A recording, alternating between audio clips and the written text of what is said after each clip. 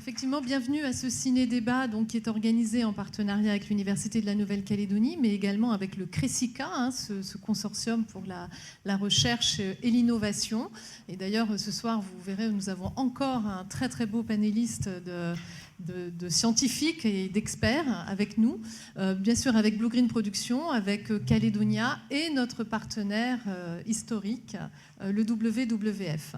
Donc, nous sommes en duplex depuis le début de l'année avec Koné. C'est une grande première et c'est formidable pour les habitants du Nord.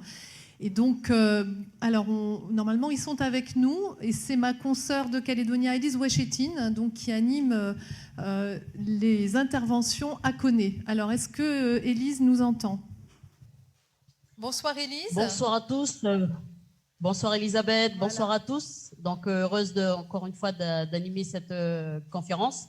Donc du coup une dizaine de personnes qui sont présentes du côté de Koné et qui, je suppose, qui sont heureux d'être avec nous ce soir.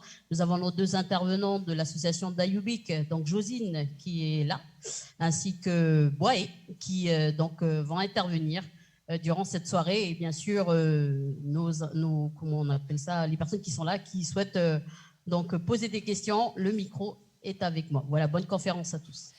Merci beaucoup Élise. Bonsoir Josine, bonsoir Van Diong Dang, également pour la province Nord. Je vous présenterai tous les intervenants après la projection de l'émission. Ce soir, nous sommes là pour parler des réserves terrestres, à quoi servent les aires protégées, et puis surtout quelle différence il y a entre les différents statuts d'aires protégées, parce qu'on ne s'y retrouve pas toujours, entre un parc provincial, une réserve naturelle, une réserve de nature sauvage, etc. Donc on va tout vous expliquer dans l'émission. On va aussi parler d'implication citoyenne dans la cogestion. Et puis, on va également beaucoup parler des objectifs au niveau mondial de conservation de la biodiversité terrestre et puis prendre la mesure un petit peu de savoir où on en est en Nouvelle-Calédonie sur ces objectifs. Donc, je ne vous en dis pas plus. Je vous propose de regarder l'émission et on se retrouve donc dans 26 minutes.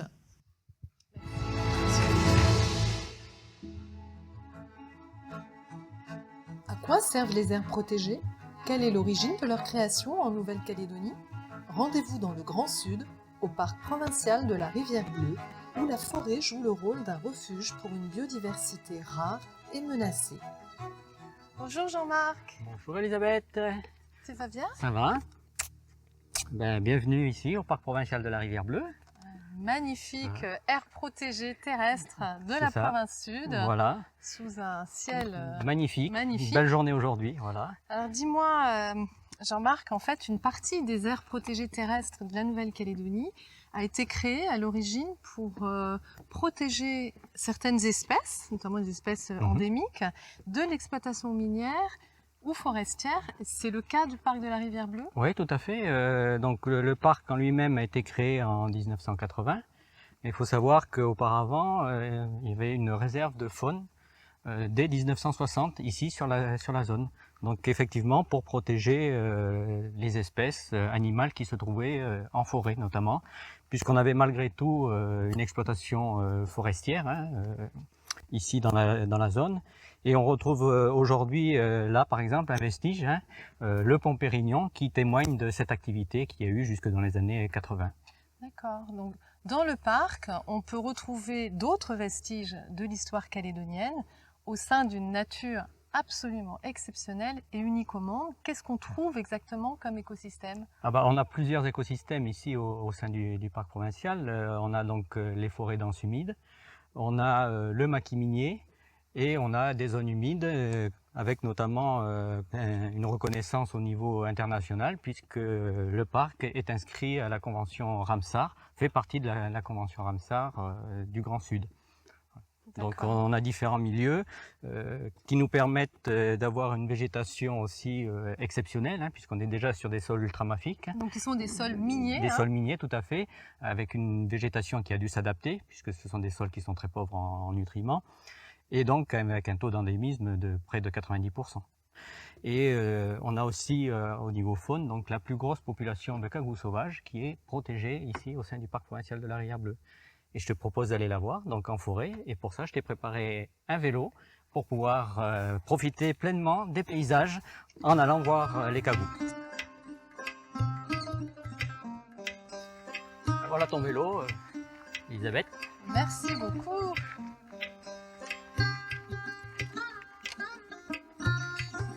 Alors, on a combien de temps là, combien de kilomètres de distance? Ouais, il y a 6 km. Allez, c'est parti.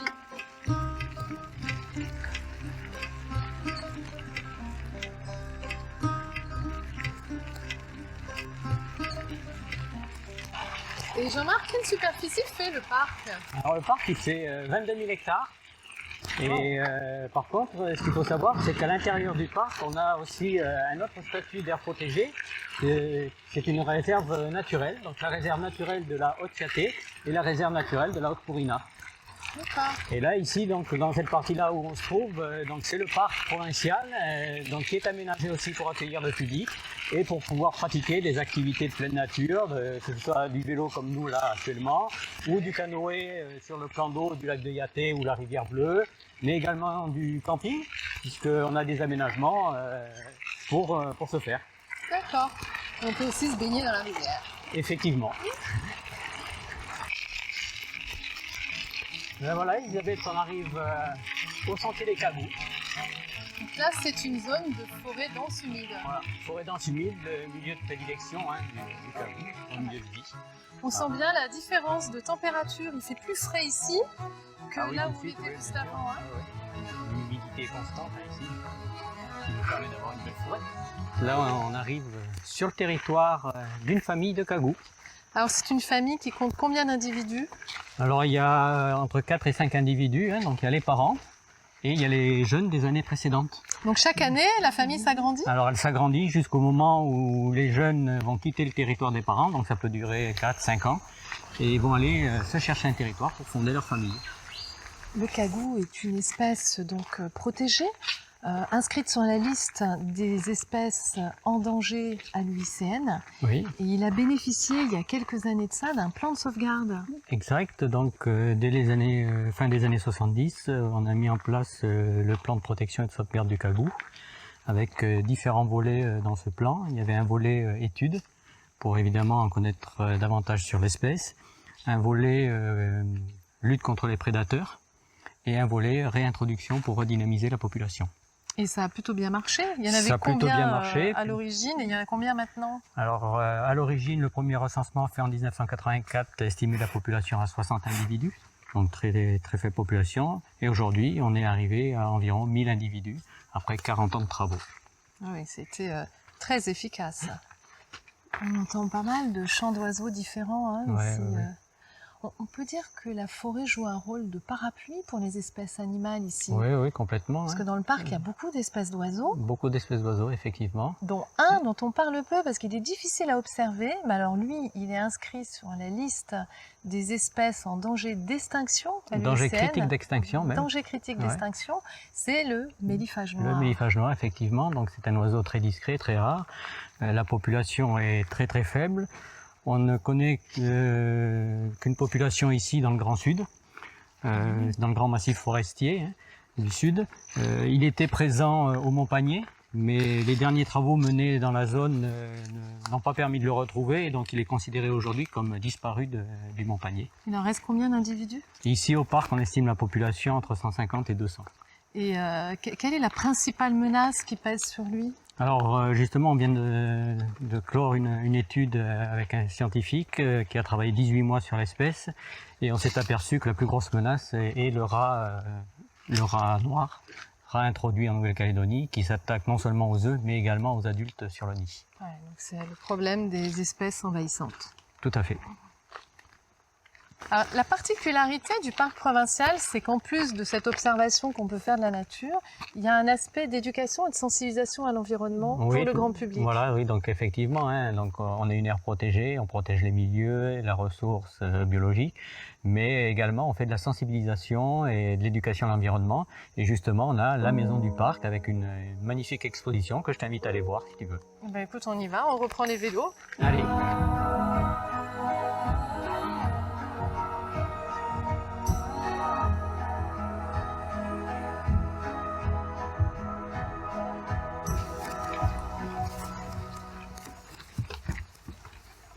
Voilà, donc on arrive à la maison du parc. Donc là, c'est un espace de sensibilisation et d'éducation à l'environnement Voilà, qui c'est est ça. ouvert à tous les publics en fait.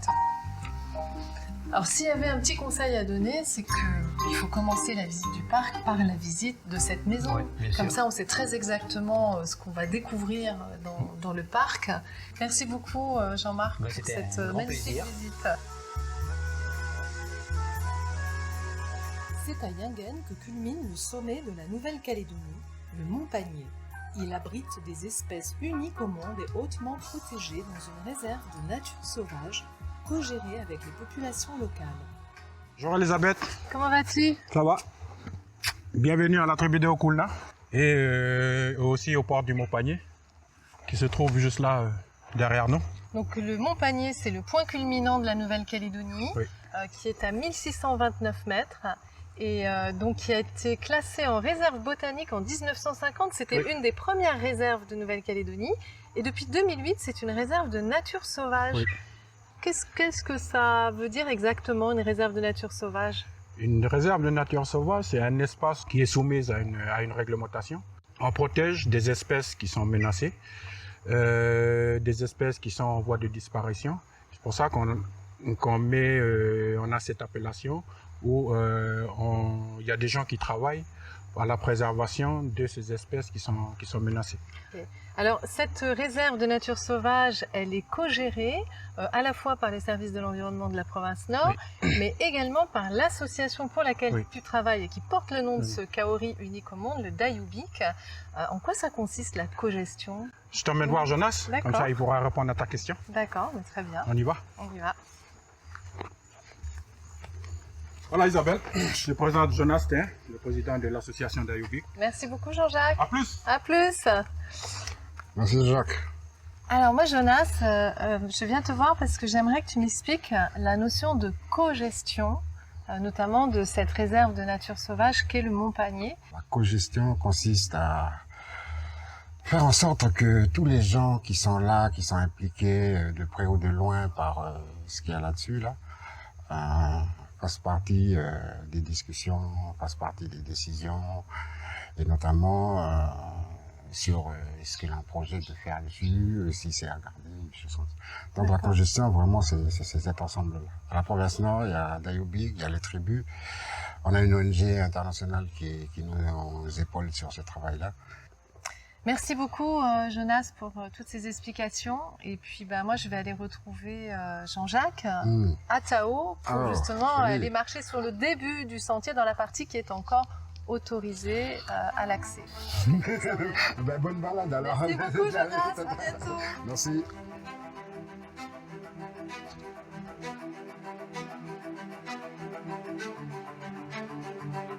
Bon, ça y est, on est prêt pour aller dans le panier côté Tao, donc côté Oui, voilà. mer. Hein. Et là, on est arrivé au bac. Et là, je te présente Josine Tiawan, qui est la responsable technique et scientifique de l'association d'Ayubik. Bonjour Josine. Bonjour Elisabeth. Ça va? Ouais, ça va, super. Bon là on attend le bac, comme ça on va se diriger vers Tao et on va faire une petite balade dans la forêt basse là, du Mont Panier. On va avoir un D'accord. aperçu de la forêt de là-bas. Ok.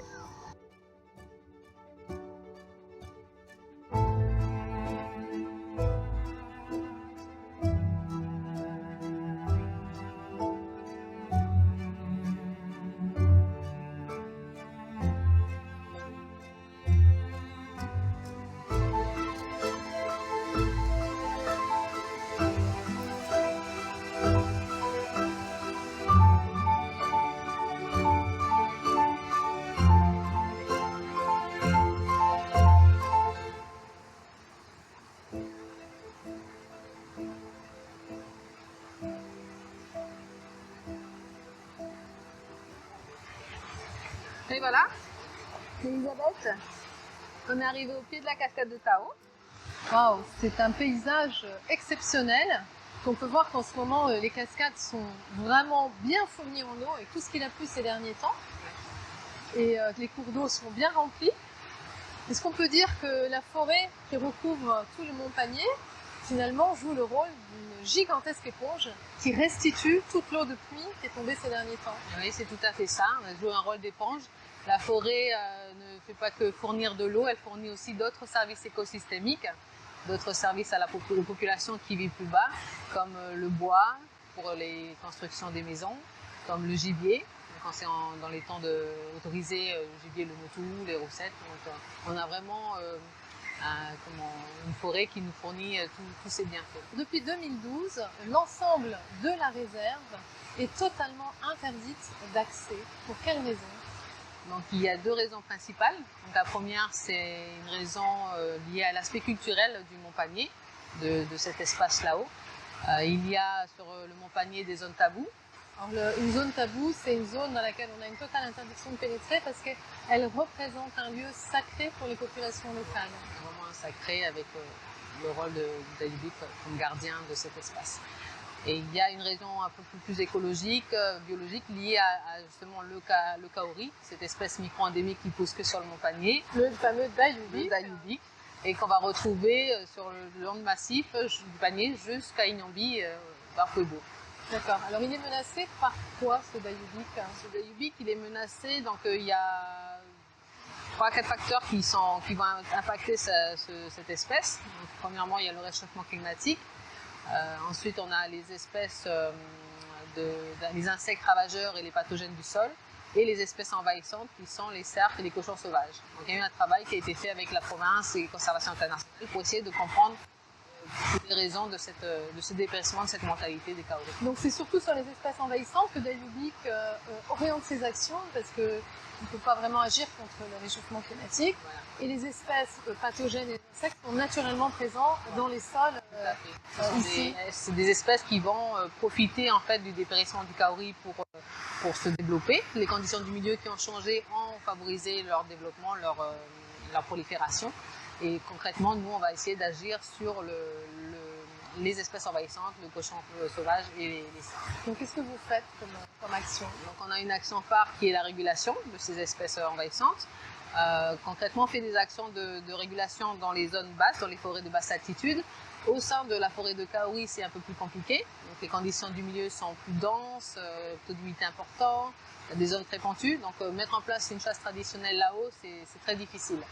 Donc, on a essayé aussi d'étudier le domaine vital des cochons, de voir un peu comment ils se déplacent, les populations de cochons, si les cochons qui font des impacts importants dans le kauri descendent aussi dans le bas, si notre action de régulation est importante et efficace, touche aussi les cochons qui sont en haut. Donc, on réfléchit tout ça à des techniques innovantes de régulation pour pouvoir lutter contre ces espèces-là qui font vraiment des gros impacts. Alors, je rappelle que le Dayubic est une espèce qui est inscrite sur la liste rouge de l'UICN et qui a le statut d'espèce en danger critique d'extinction, qui est donc le statut le plus élevé en matière de menace. Mais ce n'est pas la seule espèce menacée de ce massif. Non, on a un massif qui regorge d'une biodiversité exceptionnelle, et on a une autre espèce qui est micro-endémique aussi à la zone de Tao-Panier, qui est le Kinosperma macrocarpa. C'est un palmier. C'est un palmier. C'est un palmier, et cette espèce-là de palmier est menacée également par les espèces envahissantes, notamment le rat. Et pas seulement, il y a aussi un problème de braconnage sur les fruits de cet arbre rare.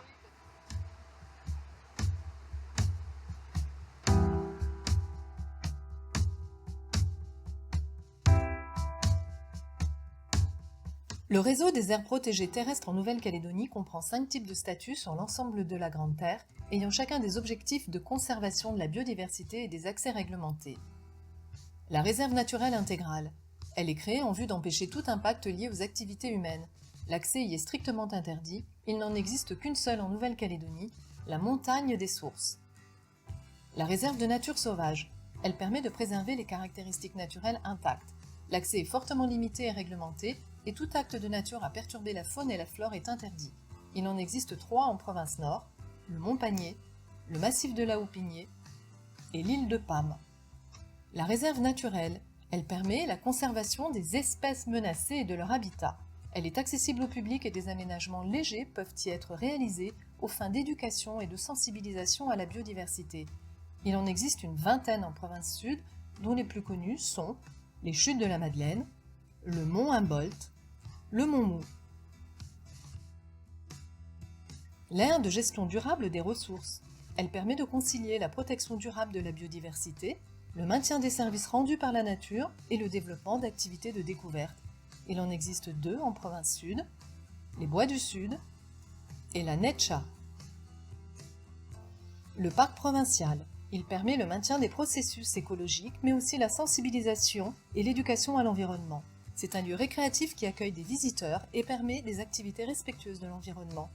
Il en existe 6 en province sud, le parc zoologique et forestier, le parc de la Rivière Bleue, le parc des Grandes Fougères, le parc de la Dimbéa, le parc de la Côte Oubliée et le parc du Wantoro. Au total, le réseau des aires protégées terrestres représente 9% de la superficie du territoire. Donc nous voici en train de survoler le parc provincial du Wantoro, un véritable poumon vert en pleine ville. Ah, c'est ça, Laurent? Tout à fait, oui, oui. Alors là, on est bien exposé, en plus exposé aux alizés, donc c'est vraiment un endroit très agréable. Alors il y a sous nos pieds une forêt sèche magnifique, qui est l'écosystème le plus menacé de Nouvelle-Calédonie et qu'on préserve ici dans ce parc.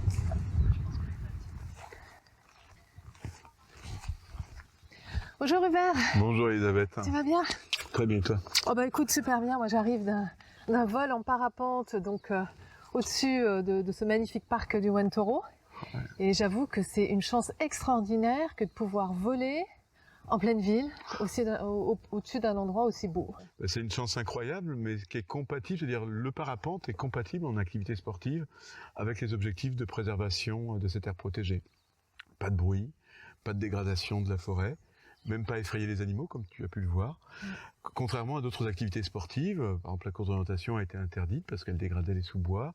On ne vient pas faire du motocross ou même du vélo dans le parc. Donc que des activités qui sont compatibles. Dis-moi, qu'est-ce que tu fais avec ces plantes, Hubert? On va planter des arbres aujourd'hui? Bah exactement, voilà, comme chaque semaine en ce moment.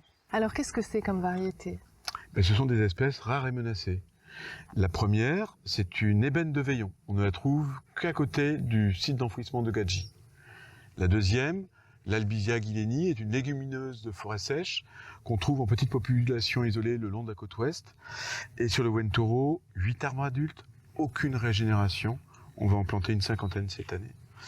Et le troisième, c'est Ocrosia inventorum, l'arbre à pruneaux. Ah, est-ce qu'il fait des fruits? Ah, il fait des fruits qui ressemblent vraiment à des pruneaux. Ouais. Mais qui ne sont pas comestibles. Qui ne sont pas comestibles. Il existe vers la Pointe Maha, la région du sud de Païta. Et ce que je te propose, c'est de le faire voir. On va se projeter dans le temps, puisqu'on en a planté un il y a 3 ans, juste à côté. D'accord, alors allons-y. Eh bien, le voilà, Elisabeth, notre arbre à pruneaux. Il a été planté il y a 3 ans par les parrains de cette parcelle et il se porte à merveille. Et dans quelques années, il donnera ses premiers fruits. Un très bel arbre. Oui, très bel arbre, mais que si nous ne l'avions pas planté au Wantoro ou s'il n'avait pas été planté au parc forestier, eh bien, il ne serait pas intégré au réseau d'aires protégées terrestres du territoire. Alors justement, est-ce que ce réseau d'aires protégées terrestres en Nouvelle-Calédonie est suffisant à l'heure actuelle? Alors, il a progressé ces dernières années avec la création du parc de la Côte Oubliée, mais il est encore insuffisant. Au niveau mondial, l'objectif d'Aichi, des Nations Unies, c'est 17% des surfaces terrestres en protection. Aujourd'hui, en Nouvelle-Calédonie, avec le parc de la Côte Oubliée, on est passé de 4 à 9% des surfaces terrestres. Mais c'est insuffisant. Certains écosystèmes sont très peu protégés dans les aires protégées terrestres, dont la forêt sèche. Il n'y a aucune réserve en province nord sur les massifs miniers et nous n'avons pas non plus de protection de maquis de basse altitude, par exemple les magnifiques maquis de la Tontouta. Donc le réseau est incomplet de ce côté-là. D'accord. Un réseau d'aires protégées, ça n'est efficace que si on a les moyens financiers de le gérer, ce qui n'est pas forcément le cas des collectivités aujourd'hui, surtout si on agrandit ce réseau. Donc quelle est la solution? La solution, c'est quand même d'assurer des moyens financiers publics, hein, c'est un patrimoine public, un patrimoine commun, de mobiliser des financements privés, hein, par le mécénat par exemple, et puis n'oublions pas que nous sommes 271 000 dans ce pays à avoir un devoir éco-citoyen de participer à cette cogestion. De quelle manière? Eh bien, tout d'abord en respectant la réglementation d'une aire protégée, tout simplement. Qui est inscrite hein, à l'entrée de toutes les aires, il y a des panneaux. À chaque entrée, on a des panneaux pour l'indiquer, mais aussi en ramassant les déchets quand on se promène dans cette aire protégée. C'est ce que tu as fait tout à l'heure, et donc si chacun le fait, c'est parfait. En faisant le 18 s'il y a un départ de feu, ça aurait été utile il y a 2 ans quand ça a brûlé à droite et à gauche en saison sèche. En signalant au service provincial de l'environnement la présence d'une espèce envahissante, et puis également en rejoignant les chantiers éco-citoyens pour participer à sa restauration. Donc comme c'est le cas ici dans le Wentoro où le WWF a développé un système de parrainage, est-ce qu'on peut dire que c'est un peu un prototype de cogestion? Ah oui, ça peut être fait partout sur le territoire et ailleurs, et on espère que ça va inspirer. Nous faisons partie officiellement du comité technique de gestion du Wentoro, donc autorisé par la mairie, hein, géré par la mairie de Nouméa. Mais nous avons mis en place, dans le cadre de notre contribution, un dispositif de parcelles parrainé par des associations, des groupes d'amis, des institutions, des entreprises, des établissements scolaires, qui s'engagent pendant plusieurs années à redonner vie à une petite parcelle du Wentoro. Et on en a comme ça, on a quelques-unes autour de nous, 35. Moi, je viens souvent me balader donc, dans le Wentoro, c'est un endroit que j'aime beaucoup, mais j'aimerais en savoir plus sur la forêt, et notamment sur tous ces oiseaux qu'on voit survoler donc, cette magnifique forêt. Comment faire? Ça va être mon petit cadeau, Elisabeth. Je vais t'offrir 2 guides qui ont été produits par le Conservatoire des espaces naturels de Nouvelle-Calédonie. Le guide des plantes de forêt sèche, avec l'expertise du CIE, qui a justement piloté le travail. Et puis le guide des oiseaux de forêt sèche, en collaboration avec la SCO. Ah, merci beaucoup. Donc avec ça, tu devrais bien t'en sortir et pouvoir mettre des noms sur ce que tu vois autour de nous. D'accord. Bon, je vois que tu as apporté des jumelles, donc j'imagine que c'est pour pouvoir observer tous ces oiseaux et ensuite pouvoir les identifier avec ce guide. Donc c'est une chance, hein, parce qu'il y en a vraiment beaucoup. On protège que ce qu'on aime et on aime que ce qu'on connaît et qu'on comprend. Et voilà. Donc c'est une très très bonne idée, un très beau cadeau. Je te remercie beaucoup et écoute, je vais partir à la découverte de cette magnifique forêt. Merci Hubert. Merci Elisabeth. Je crois qu'on peut aussi remercier et féliciter les cadreurs hein, qui étaient avec nous parce que vous avez vu, il y a quand même de très très belles images. Donc on a ici ce soir avec nous Gilles Chabot qui est en régie et qui est aussi le réalisateur de la soirée. On a Éric Manoukian qui est derrière l'autre caméra également, donc ils sont tous les 2 cadreurs et opérateurs drone. Et puis on a Thomas Decroix, mais qui est absent ce soir. Voilà, il est en tournage dans les îles. Donc félicitations à ces 3 professionnels de l'image. Et place maintenant au débat. Donc vous l'avez compris, Empreinte est une émission vraiment de support au débat. Je pense qu'il y a beaucoup de questions qui restent en suspens hein, sur ce sujet. Donc je vais demander à Hubert Géraud du WWF de me rejoindre. Voilà. Vous avez pu voir comme il est souple. Alors maintenant, tous les autres intervenants vont devoir faire la même chose. Donc Bruno Fogliani, donc, qui est enseignant-chercheur en bioécologie végétale à l'université. Philippe Birnbaum, qui est chercheur en écologie qui est aussi très souple, en écologie et diversité des communautés végétales au CIRAD en partenariat avec l'IAC, et Hervé Jourdan qui est entomologiste, donc je précise spécialiste des insectes donc à l'IRD. Donc voilà, ça c'est pour le monde scientifique. Et puis côté gestionnaire, on a donc du public à Nouméa et à Koné. Alors je vais peut-être présenter Koné pour alterner un petit peu. Alors si on peut avoir l'image avec Koné. Voilà, donc à Koné, on a donc Vandiang Dang, qui est chef du service des milieux et ressources terrestres de la province Nord. Bonsoir Vandiang. Qui est accompagnée de Jamie Terrier, qui est technicienne forestière et donc qui est chargée du suivi des aires protégées terrestres en province Nord. Bonsoir Jamie. C'est formidable ce duplex. Et puis Josine Tiavoine, que vous avez pu voir dans l'émission, qui est responsable scientifique et technique de l'association d'Ayoubik. Voilà, et donc je vous rappelle Élise Ouachetine, donc qui est sur place et qui sera chargée de prendre la parole pour nous prévenir dès qu'il y aura des questions. Merci Élise. Valérie Gentiat, chef du service donc des milieux et ressources terrestres de la province. Je suis chargée du développement de la province Sud. Excusez-moi, décidément, je suis un petit peu perturbée par le duplex. Jean-Marc Mériot, directeur par intérim du parc de la Rivière Bleue. Et Julie Régent, chargée de mission du développement durable à la ville de Nouméa. Alors, vous avez pu le voir, on a parlé d'espèces emblématiques que tout le monde connaît. On a parlé notamment du cagou. Le cagou, donc, est une espèce menacée, fait également l'objet d'études donc, dans le monde entier. Et je vous propose de regarder une toute petite séquence d'1 minute pour lancer le sujet.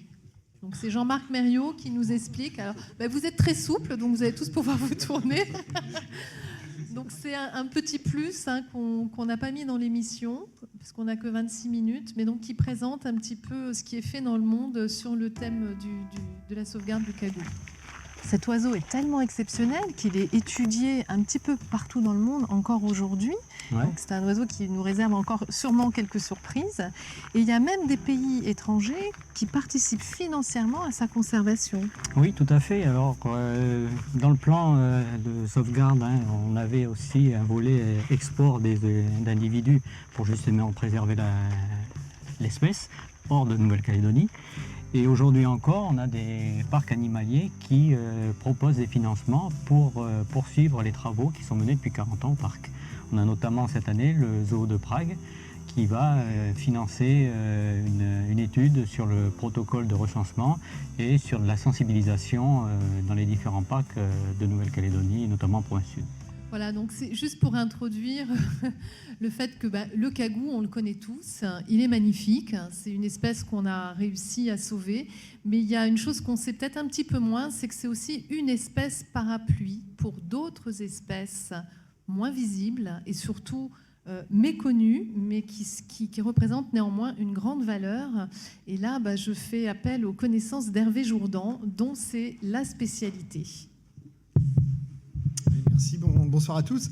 Effectivement, donc le cagou, c'est un bon parapluie pour la biodiversité calédonienne. C'est même plus qu'un parapluie, c'est un porte-étendard.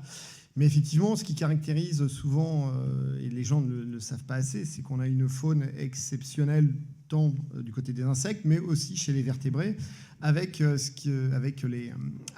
reptiles, notamment les sinques et les geckos, puisqu'on a actuellement 110 espèces présentes en Nouvelle-Calédonie qui ont colonisé tous les types d'habitats en Nouvelle-Calédonie, donc qui pourraient être des parapluies pour des habitats qui aujourd'hui sont un peu oubliés du réseau des aires protégées. Et effectivement, puisque 110 espèces, ça représente à peu près 4% de la faune mondiale des geckos et des sinques de la planète. Et ce sont des parapluies un peu oubliés, mais qui mériteraient un peu d'être plus popularisés, parce qu'ils sont exceptionnels, ils sont la trace de l'histoire de la Nouvelle-Calédonie, puisque ce sont des groupes qui sont considérés ancestraux, notamment pour les geckos, qui sont à la base de la radiation des geckos modernes, et qui mériteraient d'être plus popularisés et qui seraient de bons vecteurs pour une extension du réseau d'aires protégées, en tout cas. Voilà, puis il y a les insectes aussi, je n'entrerai pas les insectes, puisque là c'est encore une terra incognita, puisque aussi ce qu'il faut se rendre compte, c'est que l'inventaire du vivant en Nouvelle-Calédonie n'est pas terminé, et on a beaucoup de groupes qui ont été sous-prospectés, et on a une idée relativement imprécise de ce qu'est notre richesse en termes d'entomologie. Je donnerai juste un chiffre, on a cependant un groupe assez emblématique qui sont les cigales, puisqu'aujourd'hui on a plus de 110 espèces de cigales en Nouvelle-Calédonie, et ça représente à peu près 8% de la faune mondiale.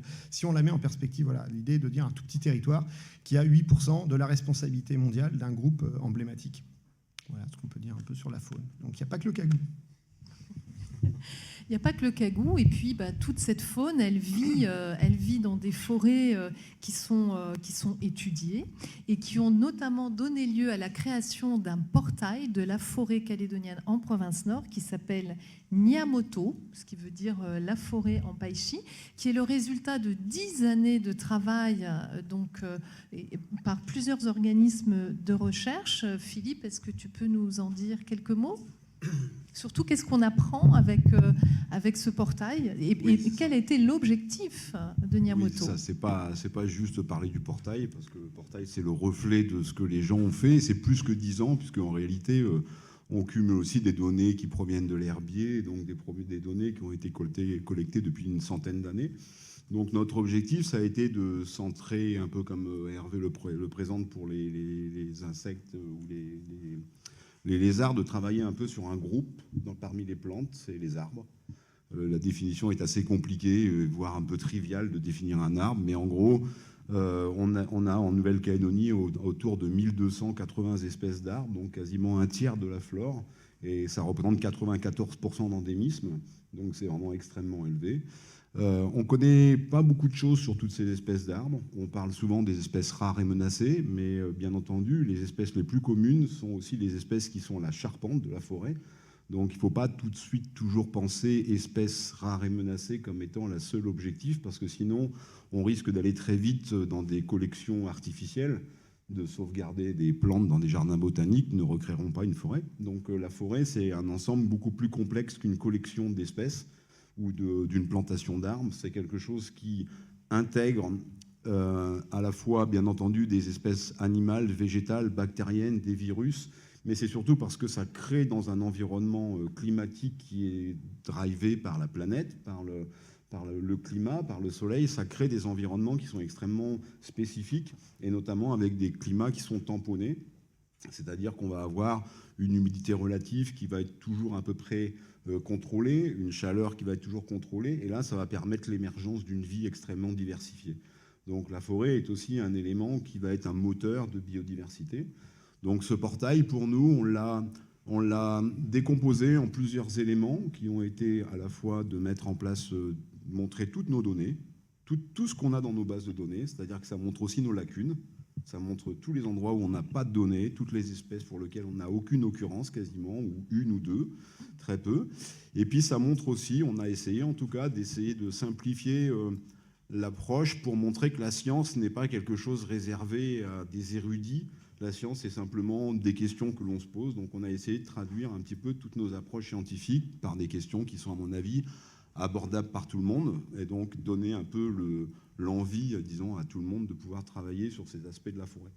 Il n'empêche que ce n'est pas juste une collection, un site internet, c'est aussi pour nous le reflet de notre connaissance, et c'est fondamental de parler, quand on parle de conservation, de parler aussi de méconnaissance, parce que, par exemple, en Nouvelle-Calédonie, nous, les forêts, on sait qu'on a des données sur 25% des forêts, c'est-à-dire un quart de la superficie de ces magnifiques forêts de Nouvelle-Calédonie, où pour l'instant, nous, en tout cas, de ce que l'on a fait dans notre travail de collecte, on n'a aucune information. Donc c'est pour ça que cette notion de parapluie, la forêt, c'est aussi un magnifique parapluie, parce que au-delà de simplement offrir des habitats pour les cagous, on a aussi des habitats pour les champignons mycorhiziens, des bactéries, des virus, des choses sur lesquelles on va pas créer des doudous pour les enfants, mais par contre, c'est des éléments qui sont fondamentaux pour maintenir le cycle de la vie. Donc un des grands objectifs de ce portail, donc nyamoto.nc, on vous a affiché la page voilà, du portail, c'est de rendre la connaissance accessible. Donc c'est un site qui est très très intéressant. Alors toi Bruno, tu travailles sur l'écologie des espèces, et notamment sur les espèces rares et menacées, mais également sur les espèces reliques. Quelle est la finalité de ton travail? Et puis peut-être expliquer ce qu'est une espèce relique. Bonsoir à tous. Donc oui, déjà pour définir ce qu'est une espèce relique, donc là on parle en particulier de l'espèce Amborella trichopoda, donc cette espèce qui est reconnue aujourd'hui comme la sœur de toutes les plantes à fleurs, c'est-à-dire que si on regarde l'arbre généalogique, l'arbre phylogénétique des plantes à fleurs, eh bien on se rend compte que c'est l'espèce la plus branchée à la base de cet arbre, donc considérée comme une relique avec des caractéristiques archaïques, même si elle a continué à évoluer par rapport à l'ancêtre commun de toutes les plantes à fleurs. Donc elle présente la particularité d'être endémique à la Nouvelle-Calédonie, et c'est véritablement un modèle d'intérêt pour la science, pour comprendre les mécanismes évolutifs de ces plantes à l'échelle de la planète, à partir d'une plante qui n'existe qu'en Nouvelle-Calédonie. Et en ce qui concerne donc les espèces rares, donc Philippe le disait, il y a plusieurs entrées lorsqu'on veut faire de la conservation. Il y a l'entrée espace, donc là on parle des milieux forestiers dont parlait Philippe, et puis il y a aussi l'entrée espèces. Donc les espèces rares jouent des rôles écologiques également au sein de ces milieux, et certaines sont très menacées, et face à ces menaces très importantes, eh bien, il convient dans certains cas d'agir rapidement pour éviter leur disparition complète. On a pu le voir par exemple l'année dernière avec le feu qu'il y a eu de nouveau à la coulée. Il y a une espèce qui ne pousse que là-bas, qui a failli complètement disparaître. Bon, heureusement, certains individus ont rejeté après le feu, mais elle a failli quasiment disparaître. Donc ce genre d'espèces, on essaye de les étudier pour en déterminer des itinéraires techniques afin de les multiplier pour pouvoir faire du renforcement de population dans le milieu naturel. On en a parlé dans le cadre de l'espèce de palmier du Montpanier, mais également pour les protéger ex situ dans les parcs et dans les réserves. Donc par exemple, au parc de la Rivière-Bleue, il y a chaque année des programmes de plantation d'espèces rares et menacées, y compris de palmiers qu'on retrouve également dans le Grand Sud et qui sont rares. Donc tous ces travaux sont menés à la fois pour essayer de sauvegarder les espèces, mais également pour comprendre leur écologie, c'est-à-dire comment elles fonctionnent dans les systèmes dans lesquels elles se développent, et donc voir si justement elles jouent un rôle dans cet écosystème. Et l'étude également de la répartition de ces espèces rares et menacées permet de définir des zones prioritaires à protéger. Il y a des publications qu'on a pu faire et qui ont été données auprès des gestionnaires sur ce qu'on appelle des hotspots de micro-endémisme, parce que ces espèces rares et menacées ont tendance à pousser que dans des lieux bien précis de la Nouvelle-Calédonie, et leur agglutination, entre guillemets, montre que ces milieux sont très riches en espèces rares et menacées et qu'il convient de les protéger prioritairement. Bien évidemment, ce n'est pas suffisant, il faut l'intégrer dans la vision spatiale et les écosystèmes qui les entourent, comme l'a si bien dit Philippe juste avant. Merci pour ces explications, Bruno. Est-ce que vous avez d'ores et déjà des questions, donc ici à Nouméa ou dans le public à Koné? Elisabeth, peut-être que j'aurais une question pour lancer le débat du côté de Koné. Depuis tout à l'heure, on parle de préservation, justement. Est-ce qu'il ne faut-il pas créer une banque d'espèces, justement, pour préserver ces plantes ou ces espèces en fait, naturelles? Merci. Oui. Bruno? Oui, je veux bien répondre. Il y a plusieurs façons de conserver des espèces. Donc j'en ai parlé, il y a la conservation ex situ, c'est-à-dire en plantant des espèces dans des parcs et réserves. Il y a de la conservation ex situ aussi en en faisant des banques de graines. Donc ces banques de graines, il en existe à l'échelle internationale. La plus connue pour les banques de graines de ressources naturelles, de plantes, elle se trouve à Londres, c'est le Kew Millennium Seed Bank, qui a la plus grande quantité de graines mondiales. Il y a quelques espèces qui ont été conservées dans cette banque de graines, mais on reste aujourd'hui, c'est vrai, on attend beaucoup du développement d'une banque de graines, tant en relation avec des partenaires métropolitains, les grands jardins botaniques qu'il peut y avoir en métropole, ou à l'international, avec un dédoublement potentiel en Nouvelle-Calédonie de cette banque de graines. En particulier, en ce qui concerne les espèces rares, mais pas que, ça peut être également des espèces patrimoniales, des espèces d'intérêt médicinal. Donc oui, clairement, en tout cas au niveau du monde scientifique, on attend avec impatience la mise en place de ce type de banque. Et puis le troisième type de banque, c'est l'utilisation de ce qu'on appelle la culture in vitro. Donc là, c'est des morceaux de plantes qu'on conserve dans des tubes sur du gel. Et là aussi, il est tout à fait possible d'envisager ce mode de conservation pour certaines espèces. Donc pour ça, il faut développer des programmes et donc trouver des moyens. Voilà, on en revient à ce sujet d'ailleurs qu'on aborde dans la dernière séquence avec Hubert. Pour développer un réseau d'aires protégées, eh bien, il faut des moyens financiers. Alors, on l'a vu, Valérie Gencien, puis là je m'adresse aussi à Van Diong, nos deux gestionnaires provinciaux. Aujourd'hui, la Nouvelle-Calédonie, elle a 9% de sa surface terrestre qui est classée en réserve. On n'a pas encore atteint l'objectif d'Aichi, qui préconise 17%. Est-ce que c'est un objectif qui est envisageable pour la Nouvelle-Calédonie, Valérie et Van Diong ? À savoir qu'en province sud, il y a quand même déjà énormément de réserves. Il y en a beaucoup moins en province nord. Mais est-ce que c'est quand même envisageable ? Valérie ? Ouais. En province sud... Est-ce que... Décroche le micro. Il faut le décrocher. En province sud, l'extension des réseaux est envisageable, mais la première priorité, c'est déjà de bien gérer ceux qui sont existants. On a quand même agrandi l'année dernière avec la côte oubliée. Enfin, on a vraiment étendu le réseau et quasiment doublé les surfaces. Donc, pour le moment, on va d'abord s'attacher à bien gérer l'existant avant de chercher forcément à s'étendre. Et évidemment, on ne perd pas de vue les objectifs d'Aichi, mais voilà, on ne va pas s'étendre juste pour s'étendre. On va à chaque fois s'assurer qu'on a les moyens de nos ambitions et déjà les moyens de gérer l'existant correctement. Il y a du travail. Van Diong, qu'en est-il pour la province Nord ? Bonjour, bonsoir. Que dire en province Nord ? En province Nord, donc les aires protégées qui existent aujourd'hui ont toutes été héritées, puisqu'elles ont été créées bien avant la provincialisation. On a entendu parler tout à l'heure de Montpellier 1950, l'île de Pâques 1966, là au Pigné 1975. Il faut savoir que la province Nord est partie d'une situation, on va dire, vierge. Le 1er janvier 1990, les premiers moyens de gestion ont été mis en place seulement à partir de 2002, grâce à l'impulsion de conservation internationale, il faut remercier, donc au Montpellier. Aujourd'hui, se pose réellement la question des moyens, mais pas seulement. Étendre, il faut se poser la question de créer des aires pour pouvoir faire. Voilà, pour faire quoi ? On protège de qui ? On protège de quoi ? Donc, ce sont des questions qui... je ne veux pas vous dévoiler maintenant des réflexions qui sont en cours à la province, parce que si vous permettez, je réserve la primeur à mes élus.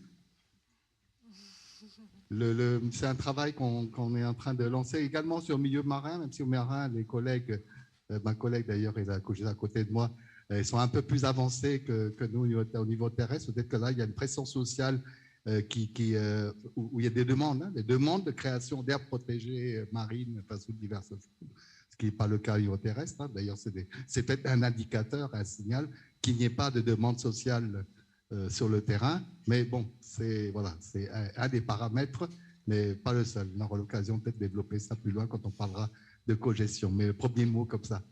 Merci. Tout à fait. Merci Van Diong. Alors justement, Hubert, là on vient de faire un point sur la Nouvelle-Calédonie, sur les objectifs d'Aichi. Bon, on a évolué en Nouvelle-Calédonie, mais qu'en est-il au niveau mondial ? Alors, au niveau mondial, pour ce qui est des aires protégées terrestres, on en a, donc au dernier recensement, un peu plus de 200 000 aires protégées terrestres officiellement recensées, ce qui représente un peu plus de 15% des surfaces terrestres de la planète, hors Antarctique, qui sont aujourd'hui en protection légale. Donc on n'est pas si loin que ça de l'objectif global de 17%, mais c'est un objectif quantitatif, 17%. Il faut s'interroger sur qu'est-ce qui est protégé en termes de milieu, d'espèces, Est-ce que ce sont des aires protégées isolées de tout le continuum écologique? Donc est-ce que ça a du sens d'être protégé là alors qu'il n'y a aucune viabilité, aucun lien, aucun échange avec d'autres milieux? Est-ce qu'on se donne les moyens de gérer ces espaces protégés? Et il y a une étude assez récente qui montre que la moitié de ces aires protégées, ça représente à peu près 20 millions de kilomètres carrés, ne sont pas bien gérées, pas du tout, ou mal gérées. On peut s'interroger, au Brésil, on doit être à 2,5 millions protégés. Avec Bolsonaro, on peut s'interroger sur l'efficacité de la gestion de ce réseau. Donc, véritablement, au-delà du chiffre, le chiffre est important, parce que c'est quelque chose qui permet de porter une ambition politique mondiale par le PNUE, le programme national le programme des Nations Unies sur l'environnement. Mais ça ne suffit pas. Après, il y a la quantité et la qualité. Voilà. C'était juste dans quelle mesure la Calédonie, faisant partie de la Mélanésie, peut avoir un rôle de réflexion au travers des différents sujets, comme vous avez évoqué, la base de données des graines ou le site de Naïma, ou est-ce que ce n'est pas dans les objectifs de la Calédonie, tout simplement? Un tout petit élément, et après je laisserai la parole à Hervé, parce qu'une fois qu'il va démarrer, ce sera fini. Il y a le groupe Fer de Lance, qui est en lien en Calédonie avec toute la Mélanésie, et qui partage en tout cas sur des sujets, et ça peut être des questions environnementales. On leur a fait passer un rapport qu'on a fait sur la valeur socio-économique de l'océan mélanésien, une étude qu'on a fait sur tous les services environnementaux des surfaces maritimes englobant Papouasie jusqu'à Fidji et la Calédonie. Et donc, ils peuvent se faire le relais de ces considérations environnementales. Je pense que c'est la meilleure entrée en Calédonie. Sinon, il y a des représentants de la Calédonie maintenant, ce n'est pas des ambassadeurs, mais un petit peu l'équivalent, dans les capitales de certains pays de la région. Donc il y a peut-être possibilité aussi. Moi, je vais peut-être dire un mot plus sur la parenté, effectivement, cette Mélanésie, mais au-delà de... On va dire la Mélanésie, c'est une dimension qui est une dimension humaine. Il y a une dimension qui est plus une dimension biogéographique et de parenté, qui est la grande région indo-australienne, on va dire. Et il y a des parentés, et c'est aussi un peu la PNG, c'est aussi comme la Calédonie, une des dernières frontières de la biodiversité. Effectivement, il y a des enjeux. Mais comme on le disait tout à l'heure, une réserve, elle a un sens que si elle est gérée, si elle répond à des pressions. En fait, finalement, on peut dessiner tant qu'on veut des traits sur une carte, s'il n'y a pas de pression. Et après, effectivement, et c'est important ce qu'a dit Hubert, c'est-à-dire qu'on peut faire du chiffre. On peut dire qu'on a mis 17, 20% en réserve. Mais s'il n'y a pas de pression sur ces territoires-là et qu'après, ça légitime le fait de faire n'importe quoi à côté, je pense que ce n'est pas une bonne réponse non plus. La notion à l'international de réserve de biodiversité, en tout cas d'air protégé, c'est bien d'avoir une gestion et une pérennité. Donc si on met des territoires sur lesquels il n'y a pas de pression, on ne répond pas non plus à la question de je préserve la biodiversité, parce que je préserve pour répondre à des pressions. Et je pense que c'est quelque chose d'important. Alors je ne connais pas bien, je connais les enjeux de biodiversité, d'exceptionnel taux d'endémicité en Papouasie, la parenté qu'il y a avec la Calédonie, mais au-delà les enjeux qui sont des enjeux finalement humains de cette préservation et comment on gère ça, voilà, je pense qu'il faut voir avec les autorités du pays et à une échelle régionale. Effectivement, il y a des organismes tels que le PROE, le Programme régional de l'environnement, qui aussi a une action et dans lequel la PNG est engagée. Donc c'est plus aussi par des canaux sans doute internationaux et sans doute pas de la Calédonie vers la PNG, mais bien dans un réseau international de voir ces questions-là. Mais je pense que la question fondamentale, c'est qu'est-ce qu'on préserve et pourquoi. Et voilà, il faut être plus qualitatif que quantitatif. Et que les 17% d'Aichi, c'est un joli chiffre, c'est une jolie ambition, mais s'il n'y a pas de qualitatif derrière, on ne fait pas grand-chose. Je voulais juste rajouter un petit peu sur ce point-là, après je laisse parler, mais effectivement, je pense que l'enjeu est assez important aussi, parce qu'en fait, on a toujours tendance ici, dans ces petites îles, à essayer de réfléchir localement, alors qu'en réalité, il y a quand même eu une histoire, en tout cas de migration de certaines espèces et des groupes sur lesquels on retrouve une forme d'affinité qui montre que ce réseau d'aires protégées pourrait être aussi un réseau insulaire plutôt qu'avoir un réseau local. Mais je pense qu'on est très loin d'en avoir arrivé à ce niveau-là de connaissances. Et puis pour continuer sur ce que disait Hervé, au-delà du fait que d'avoir des traits sur une carte ne fait pas des réserves, en aucun cas, il ne faut pas non plus oublier que conserver, c'est bien, mais il ne faut pas non plus oublier le fait que, par exemple, en Calédonie, il y a un peu plus de 3000 hectares de forêt qui disparaissent chaque année, c'est-à-dire plus de 3 millions d'arbres qui sont coupés chaque année. Il ne faut pas non plus qu'en contrepartie de créer des réserves, on puisse continuer ce genre de destruction. Hein, juste pour donner une analogie, c'est quand même chaque Calédonien coupe 10 arbres par an. Donc c'est quand même une chose sur laquelle on doit pouvoir agir aussi et pas simplement vouloir conserver des éléments. Le terme de conservation, j'aime pas, parce que conserver, pour moi, c'est mettre ça dans un tiroir fermé et ne jamais laisser la possibilité d'avoir une expansion. Pour moi, la meilleure manière d'avoir une politique de conservation, c'est d'avoir une vision expansive de la forêt, parce qu'aujourd'hui, on est dans une phase vraiment de régression absolue. Donc on pourra en discuter, mais ce n'est pas simplement des superficies. En Calédonie, la fragmentation est beaucoup plus importante comme effet que la perte de superficie.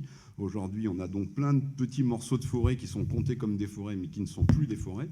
Et donc je pense que ça, il faut prendre en compte cette dimension beaucoup plus grande que la conservation. Et des fois, ça me fait un peu peur de dire, même quand on parlait tout à l'heure de conserver des graines ex situ dans un environnement en Angleterre et tout, c'est bien que ça existe, mais j'espère que c'est le dernier geste ultime pour sauvegarder les espèces, parce qu'il y a probablement d'autres actions à faire localement, et notamment ne pas couper des arbres et ne pas détruire 3000 hectares de forêt. Et 3000 hectares, c'est une moyenne chaque année depuis 20 ans, en tout cas.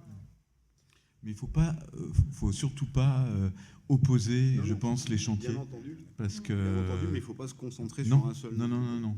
Aucun n'est une excuse pour ne pas faire les autres.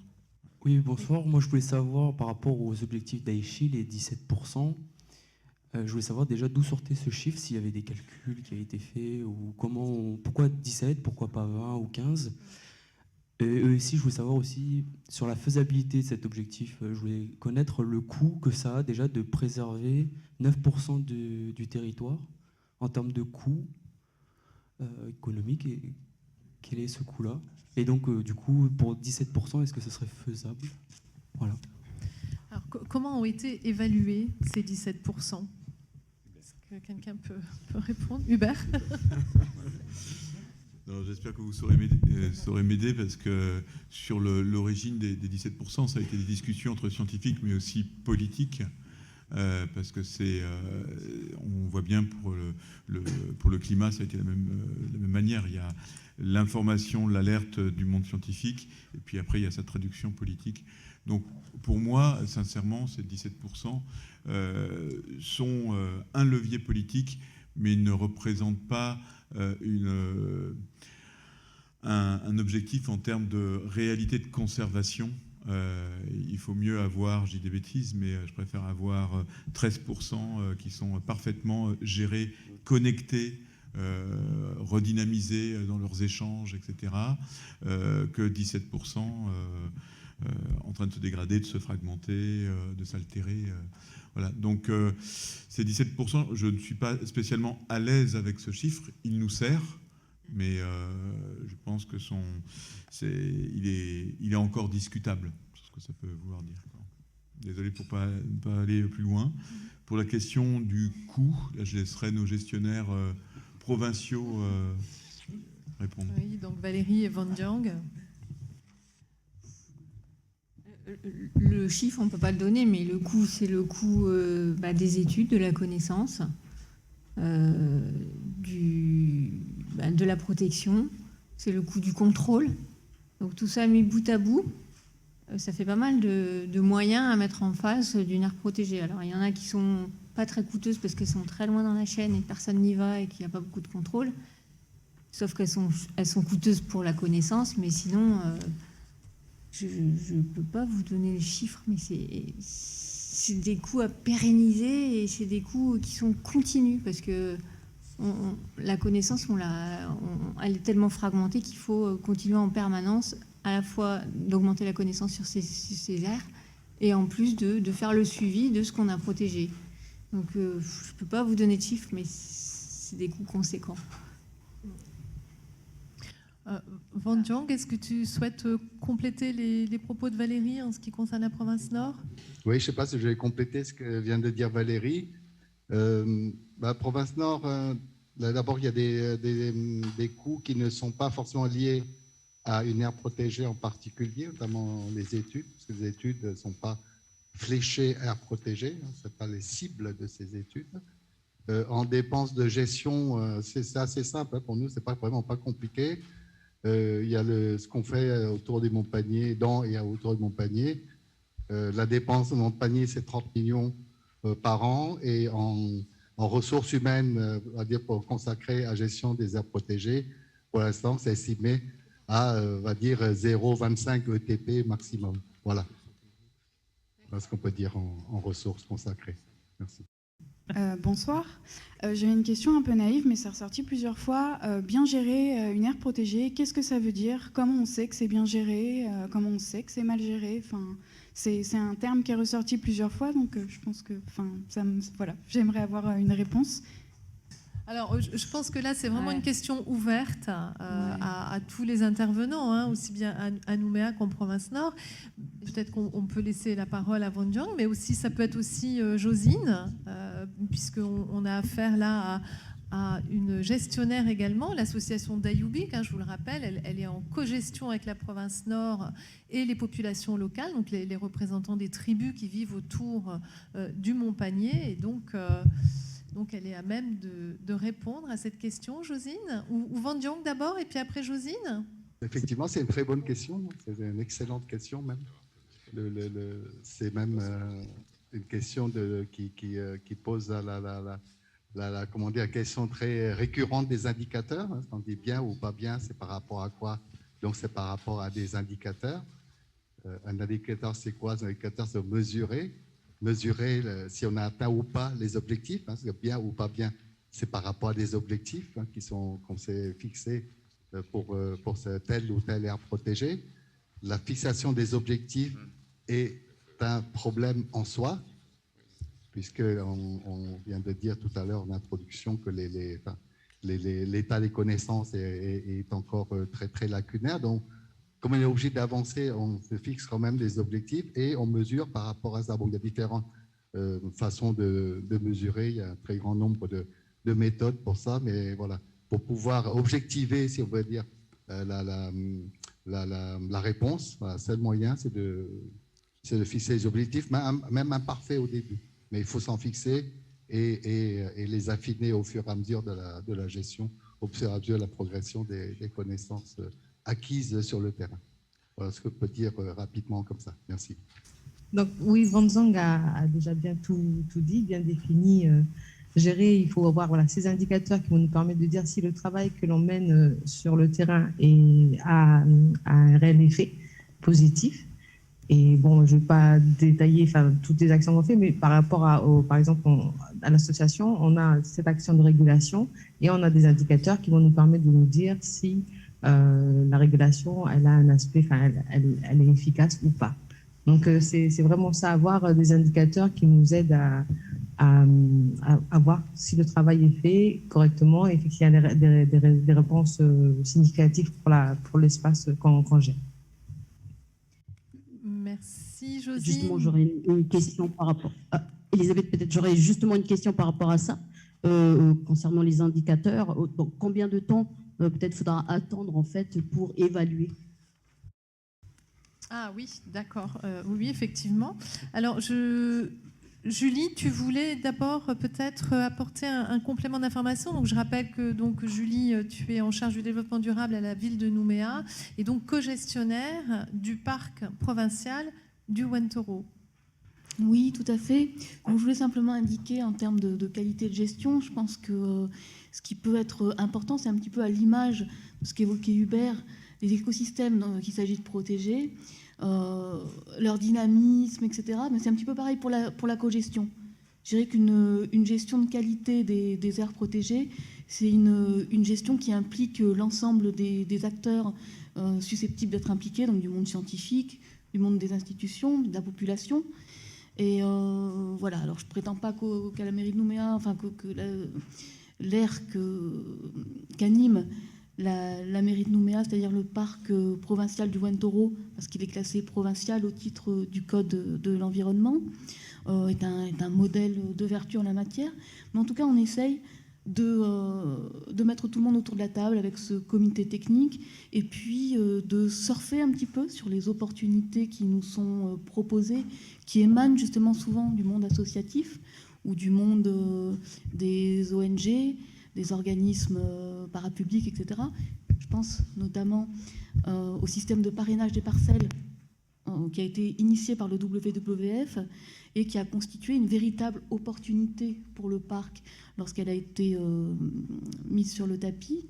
Et aujourd'hui, on voit bien que si on arrive à une régénération dans la réserve du Wentoro, c'est grâce à ces actions de parrainage de parcelles. Aujourd'hui, il y a une autre opportunité qui se présente à nous, c'est celle de l'association portée par l'association Moncamana, donc avec le soutien financier fort de la province sud, qui a un vrai projet d'aménagement, qui comporte pas mal d'aspects d'aménagement pour le parc, et qui va contribuer aussi à dynamiser cette gestion, peut-être sur un volet plus davantage inclusion des publics, etc., qui est aussi une des vocations de ce parc en ville.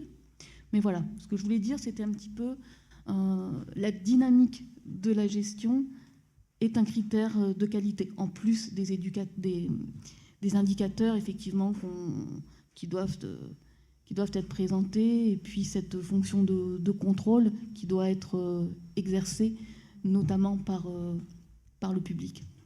Merci Julie. Hervé, tu souhaitais répondre à la question d'Élise ? Oui, enfin, pour revenir un peu sur la question d'une bonne gestion, ça c'est vraiment tout l'enjeu de pourquoi on fait de la préservation. Et effectivement aussi, ça renvoie pourquoi est-ce qu'on fait une réserve naturelle. Et effectivement, c'est qu'il y a des pressions qui s'exercent sur les milieux. Et on estime qu'à un moment donné, il faut mettre ces milieux-là en préservation. Donc il faut garantir leur pérennité, garantir leur maintien sur le long terme. Et après, effectivement, c'est aux gestionnaires de se fixer des objectifs au fur du temps, d'avoir des plans de gestion, etc. Et d'avoir des jalons qui permettent de dire que notre habitat se maintient. Effectivement, et c'est vrai que se pose la question des indicateurs, mais c'est bien une question des indicateurs. Et aujourd'hui, où on a un manque, c'est quel indicateur ? Parce qu'il n'y a pas d'indicateur miracle. C'est des indicateurs de réponse à une pression ou des indicateurs de régénération, etc. Et donc, en fait, finalement, c'est là aussi où il y a un dialogue qui est important entre les gestionnaires et la science pour aller affiner et voir être capable de dire qu'est-ce qu'on a comme élément diagnostique pour dire qu'on est en train de répondre à notre objectif qui est de conserver la nature. Mais il ne faut pas oublier aussi que quand on fait une aire protégée, en fait, il y a différentes métriques. Voilà, on préserve des services, on préserve des espèces, on préserve des interactions, on préserve quoi ? La biodiversité. En fait, c'est l'assurance tout risque du vivant, et c'est de se dire que sur le long terme, c'est quoi ? Pourquoi la biodiversité ? C'est pas, il y a de l'extraordinaire et il y a du moins extraordinaire. Il n'y a pas une biodiversité qui a plus de valeur ou moins de valeur. C'est qu'on y a une biodiversité. Et demain, c'est est-ce que le vivant va pouvoir continuer à s'adapter ? Enfin, moi, ça rejoint quelque chose qui me touche beaucoup, qui est la coviabilité écologique. C'est finalement comment l'homme, il arrive à se maintenir avec une nature qui fonctionne. Et en fait, c'est ça. Et donc, finalement, il n'y a pas une réponse de gestion. Mais bien, et c'est quelque chose qui est évolutif. Mais il faut que le gestionnaire, effectivement, il soit capable de se donner des objectifs pour certaines pressions, et surtout aussi, c'est de garder la plus grande représentativité des types d'habitats, des types d'espèces. Voilà, c'est ce que je dirais de mon point de vue. Alors justement, pour illustrer ce sujet de la coviabilité, donc une nouvelle voie pour reconnecter l'homme à la nature, je vous propose une petite minute d'image avec Laurent Blaise, qui nous a fait l'honneur d'être présent ce soir, qui est donc le pilote du biplace parapente. Il y a beaucoup d'oiseaux dans le Wentoro ? Ben, on en voit pas mal, oui. Enfin, on voit surtout des petits hirondelles et des balbuzards. On a des couples de balbuzards qui nichent dans le Wentoro. Et parfois, même quand le vent est bien alimenté, ils viennent voler avec nous. Ouais. Et on est tellement habitués que l'impact est limité parce qu'ils nous connaissent et ils savent qu'on n'est pas des prédateurs. Et ils se retrouvent à côté de nous et parfois, on est tellement habitués, on est tellement à l'aise que des fois, ils viennent sans faire attention, ils regardent plus à la pêche ou ce qu'ils cherchent et ils arrivent à côté de nous, ils sont surpris, il y a un petit vol arrière, c'est assez fantastique. C'est vraiment une connexion de l'humain avec la nature. Oui, là, au premier chef, c'est qu'on a une réserve, il y a des animaux qui savent protéger et ils savent que cette activité-là, en l'occurrence, n'est pas prédatrice. Il n'y a pas de problème, on vit vraiment en symbiose. Et tu voles ici depuis combien de temps, Laurent? 25 ans, moi. C'est 25 ans que je vole ici. Ah oui, donc tu vois l'évolution de la forêt quand même. Carrément, oui, c'est sûr que les mesures qui ont été prises ont eu un impact positif, quoi. Moi, je me rappelle quand j'étais jeune adulte, on arrivait à monter en voiture ici au Wentoro. Moi, j'ai des photos avec ma première voiture ici au Wentoro, donc ça veut dire que c'était ouvert complètement. Ouais. Alors que dorénavant, oui, voilà, ça implique des restrictions, mais il y a un bien certain pour la forêt et pour la nature, surtout. Alors ça m'amène justement, Julie, à une question que je voulais te poser sur les corridors écologiques qu'on peut créer en ville grâce à un parc comme le Wentoro. Alors effectivement, la création de corridors écologiques pour la ville de Nouméa, c'est un enjeu fort. Donc l'idée, c'est de s'appuyer sur les poumons verts que constitue notamment le Wentoro, mais aussi la pointe Kumuru ou l'espace du parc forestier, Tina, etc. Donc l'idée, c'est de connecter entre eux l'ensemble de ces poumons verts. Et au-delà de la notion de poumon vert, c'est celle de trame verte et bleue, donc, qui est une notion qu'on côtoie au titre de la compétence de la ville en matière d'urbanisme. Donc on a un plan d'urbanisme directeur, le PUD, qui a été révisé l'année dernière en 2020. Et à cette occasion, ça a été pour la ville l'opportunité d'affirmer une politique environnementale plus soutenue à travers les objectifs de son projet de ville. Et donc il est clairement inscrit dans le projet de ville de la ville, dans le projet de la ville de Nouméa aujourd'hui, cette ambition de reconnexion des poumons verts entre eux et de s'appuyer sur le particulier, chacun sur son balcon, dans son jardin, de pouvoir participer à cette reconnexion. Alors par quoi ça passe? Par l'idée de s'informer sur qu'est-ce que je peux planter, comment je peux le planter, etc. C'est aussi faire la place à la microfaune, ou à une faune de petite taille en tout cas.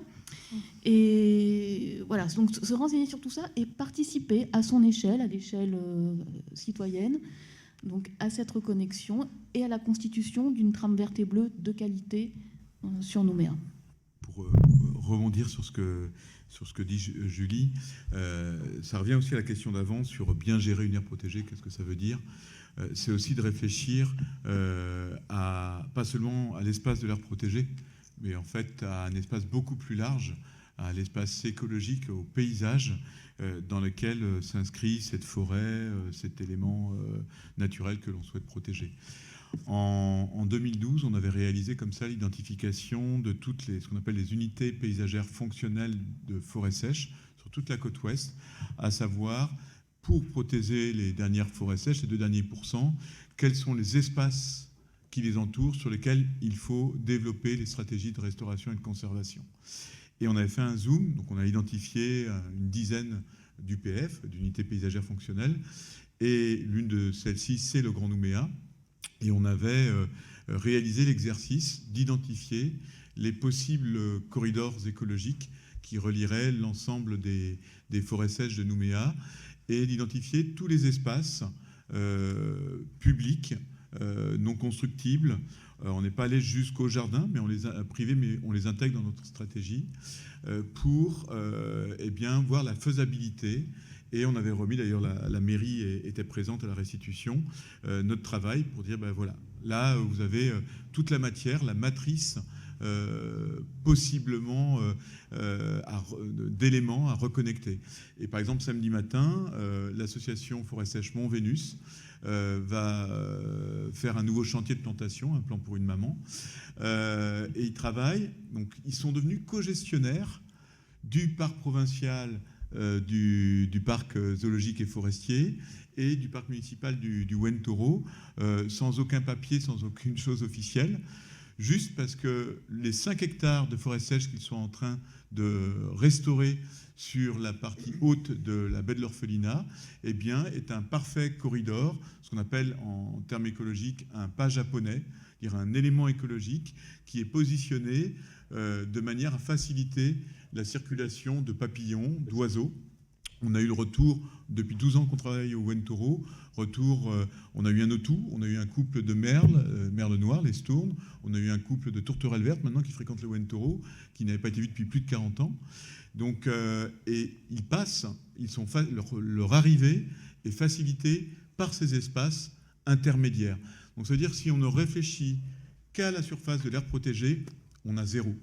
Parce qu'on ne réfléchit pas aux besoins de connexion écologique. Si on ne réfléchit pas à l'échelle du Grand Nouméa ou au moins de Nouméa sur les invasions biologiques, eh bien, on va se cogner dans quelques années au Wentoro. Le Tecomastans, le superbe arbuste qui fleurit jaune, là, qui couvre les pentes entières à Boulou-Paris, qui est en train de se développer dans Nouméa, dans les espaces publics, vous le voyez un peu partout, boulevard Vauban, etc.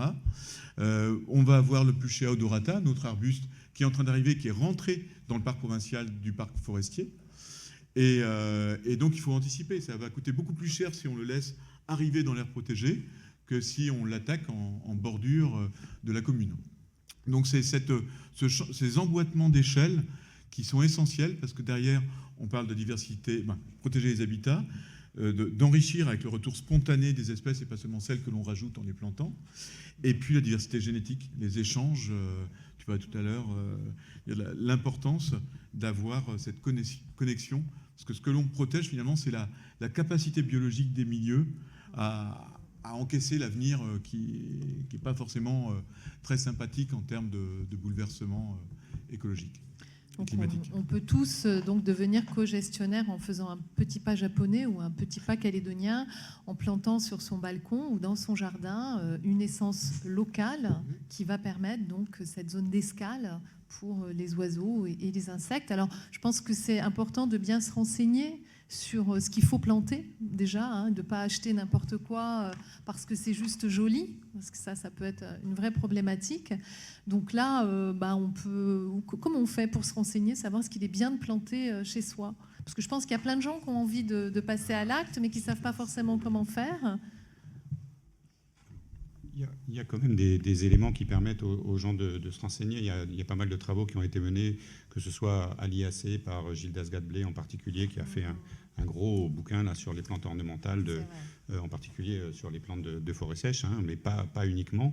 Il y a également des connaisseurs comme Bernard Suprin, dont on entend régulièrement parler. Donc il y a quand même beaucoup d'éléments. Et puis il y a pas mal de pépiniéristes aujourd'hui qui produisent de l'endémique et qui sont à même de répondre aux questions pratiques des personnes qui veulent acheter des plantes endémiques. Et justement, pour compléter là-dessus, il est important, justement, par rapport aux questions qui sont posées, de bien réfléchir justement aux plantes qui sont mises en place, parce que les traits fonctionnels des plantes, c'est-à-dire la façon dont elles vont disséminer leurs graines, la façon dont elles vont attirer les oiseaux, les roussettes et autres éléments faunistiques, est importante pour recréer ces continuités, pour recréer ces liens entre les continuités écologiques. C'est-à-dire que moi, je travaille beaucoup plus sur les sols ultramafiques, sur les milieux miniers, et c'est vrai qu'on se rend compte aujourd'hui que la restauration écologique qui est faite sur les terrains miniers, elle est faite à 90%, c'est une étude qu'on a menée, par des espèces qui sont dispersées par le vent. Donc on plante des espèces qui sont dispersées par le vent. On n'en plante que 10% qui sont dispersées par les animaux. Ça veut dire que du coup, il n'y a que 10% des espèces qui vont attirer les animaux. Et la connectivité, justement, pour recréer des forêts qui sont majoritairement constituées d'espèces qui sont dispersées par les animaux, eh bien, elle est assez faible. Donc aujourd'hui, il faut intégrer de plus en plus des espèces dites zoochores, donc transportées par les animaux. Et c'est des travaux qu'on mène actuellement dans le cadre justement de la recréation de ces pas japonais avec une vision spatiale. La restauration écologique en Nouvelle-Calédonie, elle a évolué très vite quand on regarde ce qui se fait en Australie. C'est-à-dire qu'il y a 30 ans de ça, on faisait que de la multiplication d'espèces. On prenait ce qui arrivait, les graines qu'on pouvait collecter, et justement, c'était que des graines facilement transportées par le vent, faciles à faire germer. Aujourd'hui, on commence à avoir une vision beaucoup plus spatiale, et l'intégration des traits fonctionnels est importante dans cette intégration spatiale. Donc il y a énormément d'éléments à croiser, et ça permet aussi, de croiser justement le côté réserve, qui va permettre de conserver des semenciers, donc des zones qui vont fournir des graines pour recoloniser. Donc ça, c'est de la conservation, et puis des zones spécifiques de la restauration qui recréent ces continuités. Donc il y a vraiment un travail à faire lorsqu'on fait des plans de gestion sur des espaces, à considérer à la fois la conservation et la mise en place de réserves, même si parfois, c'est vraiment par de la gestion du chiffre, de l'espace, Mais le fait de mettre une zone en réserve, ça la protège quand même si on ne la gère pas obligatoirement bien, ça la protège de pression, d'activités anthropiques, différentes activités anthropiques, on a entendu le monsieur tout à l'heure, c'est pas la seule, hein. L'urbanisation, il y a plein d'activités anthropiques qui peuvent dégrader les milieux, et évidemment le fait de les mettre en réserve, ça les protège malgré tout, même si on peut à tout moment, me semble-t-il, déclasser une réserve, c'est plus difficile, mais si c'est possible, on peut y arriver. Tout moment, tu vas un peu fort quand même. On n'a pas de... Non, c'est jamais on n'a arrivé. pas encore déclassé de réserve. Je suis d'accord, mais c'est possible. Grignoter, oui. Grignoter. Est-ce que vous avez des questions? Oui, Alain Houdan. Oui, bonsoir et félicitations pour vos émissions qui sont toujours très intéressantes. Alors moi, je voudrais que quelqu'un me confirme que la côte oubliée a été classée en réserve. C'est vrai? La côte oubliée est un parc provincial dans lequel il existe déjà certaines réserves, mais ça n'est pas une réserve naturelle, pas encore. C'est un parc dans lequel on a interdiction de faire de la mine, interdiction de faire l'exploitation forestière, il me semble. Pour le moment, les contraintes sont celles-là. Bon, c'est déjà un premier pas. C'est ça. Mais c'est pas le dernier. Autre chose, je vous fais un rapide historique du massif de la Ni-Kwakwe.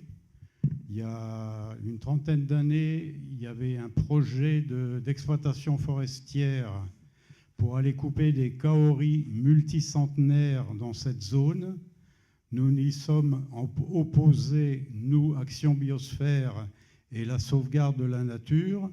Finalement, ça aboutit à arrêter cette exploitation qui menaçait une zone particulièrement intéressante et riche en essences d'arbres. Et à la suite de ça, le député Jacques Lafleur avait émis le vœu que toute cette zone soit classée en réserve. Et alors, je ne sais pas où en est le projet parce qu'on n'en parle plus. C'est une réserve. Si, ça y est, ça a été classé.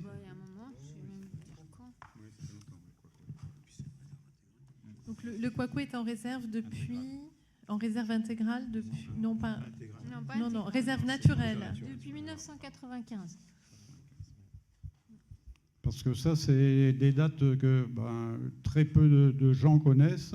Il faut dire que l'accès du massif de l'Ani est quand même difficile, à part de passer par la piste des Tsumak et ensuite grimper dans le massif, mais il n'y a aucun chemin, il n'y a aucun sentier. Et il était question aussi d'aménager cet espace en zone de randonnée pour que les gens puissent aller se promener dans cette région. Et notamment pour aller admirer toute cette magnifique forêt de kaoris multicentenaires. Philippe ? Oui, c'est toujours d'actualité ce genre de combat. Si on prend par exemple l'exemple du Cric Pernod dans le sud, qui est considéré quand même comme une zone à très fort taux d'endémisme d'espèces et qui en parallèle pour l'instant est classée comme une réserve, mais pas une réserve, mais une réserve métallique par la DIMINC. Et donc pour l'instant, si je crois bien au journal officiel, il est sorti qu'il y a un moratoire de 10 ans. C'est en gros, on va réfléchir dans 10 ans dans quel sens ce Cric Pernod va basculer. Est-ce que ça sera une exploitation de fer ou est-ce que ça sera une protection d'espèces riches comme le bois bouchon par exemple qui est extrêmement fréquent dans cette zone. Donc ces combats doivent être menés perpétuellement et puis ça c'est vraiment à mon avis un combat de citoyens dans le sens il faut savoir ce que l'on veut faire d'une zone. Est-ce que l'on veut en extraire du métal ou est-ce qu'on veut conserver la forêt et l'environnement et la biodiversité sur place? Ça, je pense que votre exemple montre bien que finalement, tout repose pas sur le poids du politique et de la décision en fait autour d'une délimitation de réserve actuellement. C'est aussi un combat à mener, quoi. Parce que je crois que dans cette zone du Cric Pernod et un peu une partie du sud, c'est menacé par le projet Lucie de l'usine du Sud. Hein. Non, je crois pas. Non, je crois pas que ça déborde dessus, mais par contre, apparemment, de ce que je crois comprendre, c'est une réserve très très riche en nickel, en cobalt, en fer, en beaucoup de matériaux. C'est ça la menace. Voilà, c'est ça la menace, bien entendu. Et donc, il y a eu à un moment donné un débat important, et donc pour l'instant, il y a un moratoire, c'est donc placé en stand-by pendant 10 ans, renouvelable une fois, je crois. C'est inscrit au journal officiel, mais c'est quand même classé aujourd'hui, c'est ça que j'aime pas, le terme, c'est quand même classé comme réserve métallique. Allez-y. Alors, un commentaire et une question. Le commentaire, c'est qu'en fait, l'objectif d'Aichi dont on parle, il reprend très exactement tous les éléments que vous avez évoqués, et en fait, on fonce tous sur le 17%. Mais quand on relit la totalité de l'objectif, il parle bien d'aller chercher dans les zones représentatives, donc les aires protégées, pas n'importe où dans les zones où il y a les enjeux écologiques, que les aires protégées soient bien gérées. Donc, c'est pas pour faire du chiffre, il faut que ce soit bien géré. Et je ne connais pas par cœur. Et puis, il y a aussi cette notion d'intégration dans des paysages supra et la notion de bien relier entre elles. Donc, tout y est. Le tout, c'est d'arriver à le mettre en œuvre en termes de politique. Et du coup, ma question, c'est qu'on entend bien là dans les débats que les aires protégées, ce n'est pas forcément le seul outil. C'est un outil à privilégier. Il faut l'articuler avec les autres outils. Et j'avais une question sur les liens entre ce qui a été évoqué, c'est-à-dire les trames vertes et bleues. Est-ce que ça relève uniquement des politiques des communes, ou est-ce qu'il y a des visions finalement provinciales qui permettent d'articuler à la fois ces notions de trame verte entre les aires protégées et la politique provinciale aires protégées?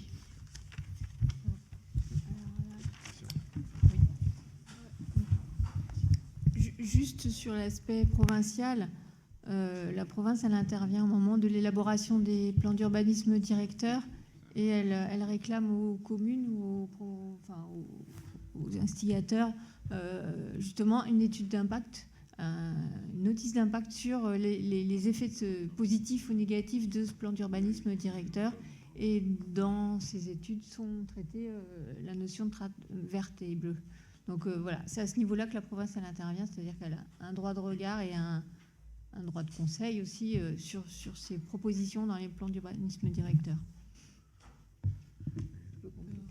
Oui, juste pour en compléter, mais à peine. C'est-à-dire qu'effectivement, les compétences urbanistiques sont articulées entre les communes, les provinces et la Nouvelle-Calédonie. Donc la province est complètement partie prenante du processus de validation du PUD, donc de la trame verte et bleue d'une part. Et d'autre part, son outil principal, c'est quand même le Code de l'environnement qui s'applique aux communes. Et par le Code de l'environnement, on est, pour peu qu'on s'attache à le respecter, on est très actif dans la constitution de cette trame verte et bleue. Après, au niveau agglo, il y a aussi parfois au niveau de regroupement de communes, que ce soit des syndicats intercommunaux, etc. Il y a aussi des actions qui peuvent participer de la mise en œuvre de cette trame verte et bleue. Merci. Alors, je vous propose de retrouver nos intervenants à Koné. J'aimerais qu'on parle maintenant avec Wondiong et Josine de cette grande expérimentation que font la province Nord et l'association d'Ayubik depuis plusieurs années sur la cogestion avec les populations locales. Actuellement, le massif du Montpanier fait l'objet d'une révision de son plan de gestion. C'est le 3e plan de gestion. Qu'est-ce qui doit évoluer dans ce plan de gestion? Alors, je m'adresse à tous les deux. Je ne sais pas qui veut commencer, Wondiong ou Josine. Moi, je vais commencer. Oui, Josine. Tout d'abord, je voudrais juste revenir sur une question qui a été posée. Ça fait partie de la réponse. Bien gérer une aire protégée, c'est aussi une notion de bonne gouvernance, que ce soit bien gouverné avec les différents acteurs qui sont la province, qui est elle gestionnaire responsable des aires protégées, de l'environnement, la compétence environnement. Excuse-moi, Josine, est-ce que tu peux rapprocher le micro un petit peu, voilà, parce qu'on ne t'entend pas bien. Les personnes qui sont liées, qui sont sur l'espace où est située l'aire protégée. Donc, dans le cas du Montpanier, on a cette notion de cogestion avec la province Nord depuis la création d'Ayubik en 2004. Et ça reprend un peu là, ce que Julie disait tout à l'heure, l'importance d'impliquer les populations locales, les communautés locales qui sont, elles, légitimes sur leur espace, qui ont aussi ils doivent faire partie aussi des décisions qui doivent être prises dans ce qui doit être fait ou pas dans ces réserves-là. Parce que il faut rappeler, on est au niveau du Montpagny, il y a des terres coutumières, il y a des espaces, des clans qui sont liés à ces espaces-là. Donc c'est important d'avoir cette notion-là de travailler ensemble avec la province Nord, les collectivités, les populations locales, et nous, de UBIC, c'est le cas, nous, on se considère comme un outil pour travailler avec la population, pour la population, en essayant de répondre à leurs attentes, à ce qu'ils veulent préserver par rapport à cet espace qui est le Montpagny. Josine a presque tout dit. Hein. L'idée de base, de la cogestion est assez simple. Elle part d'un constat, c'est que les espaces qu'on se propose de protéger, elles se situent au milieu de là où les gens vivent. Donc, partant de là, on ne peut les protéger qu'avec les gens, pas sans eux et surtout pas contre eux. Donc, quand on parle d'air protégé, c'est quoi? Protéger de quoi? D'abord, protéger de l'activité humaine. Quelle activité humaine, d'abord? Donc, c'est des gens les riverains qui vivent autour, protéger de ces gens-là contre eux. Voilà, certainement pas. Donc, c'est là, l'idée de base de la cogestion, d'ailleurs, ça n'existe pas que sur Terre, parce que les collègues en milieu marin procèdent de la même façon. C'est une première constat. Le deuxième constat, c'est que là, on a une démographie, une densité d'habitants qui est très faible. Donc, la province, une collectivité comme la province, ou même toutes les collectivités en général, ne peuvent pas être présentes partout. Donc, il faut la collaboration et même la participation des gens autour pour arriver à des objectifs de protection, de conservation. Ce n'est pas la collectivité seule, les collectivités seules qui peuvent le faire. Donc, ça dépend des principes de base de la cogestion. Maintenant, il reste encore on tâtonne aussi, on fait aussi de la gestion adaptative dans ce domaine-là. On a expérimenté avec Dayubic, des collègues de milieu marin ont expérimenté avec d'autres associations, avec les comités de gestion. On continue à progresser.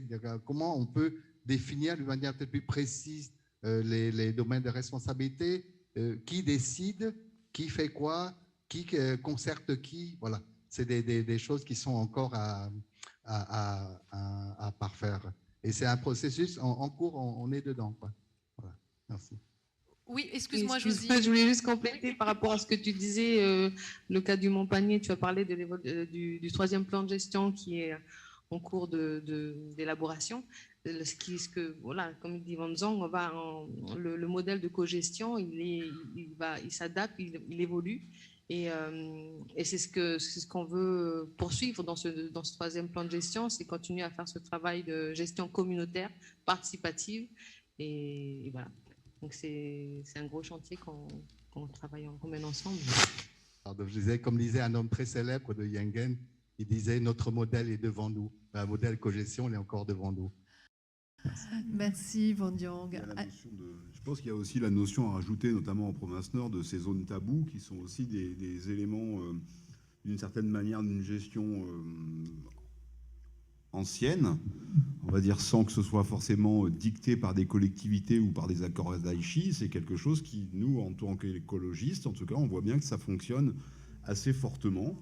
On a des exemples où on construit par exemple des modèles sur lesquels on considère qu'il y a des zones qui sont très sensibles au feu, et sortent de ces modèles des zones pour lesquelles on ne peut expliquer que le fait que c'est juste une zone taboue, et que donc le feu ne peut pas arriver dans ces zones-là d'une manière ou d'une autre parce que tout le monde le respecte depuis la naissance, quoi.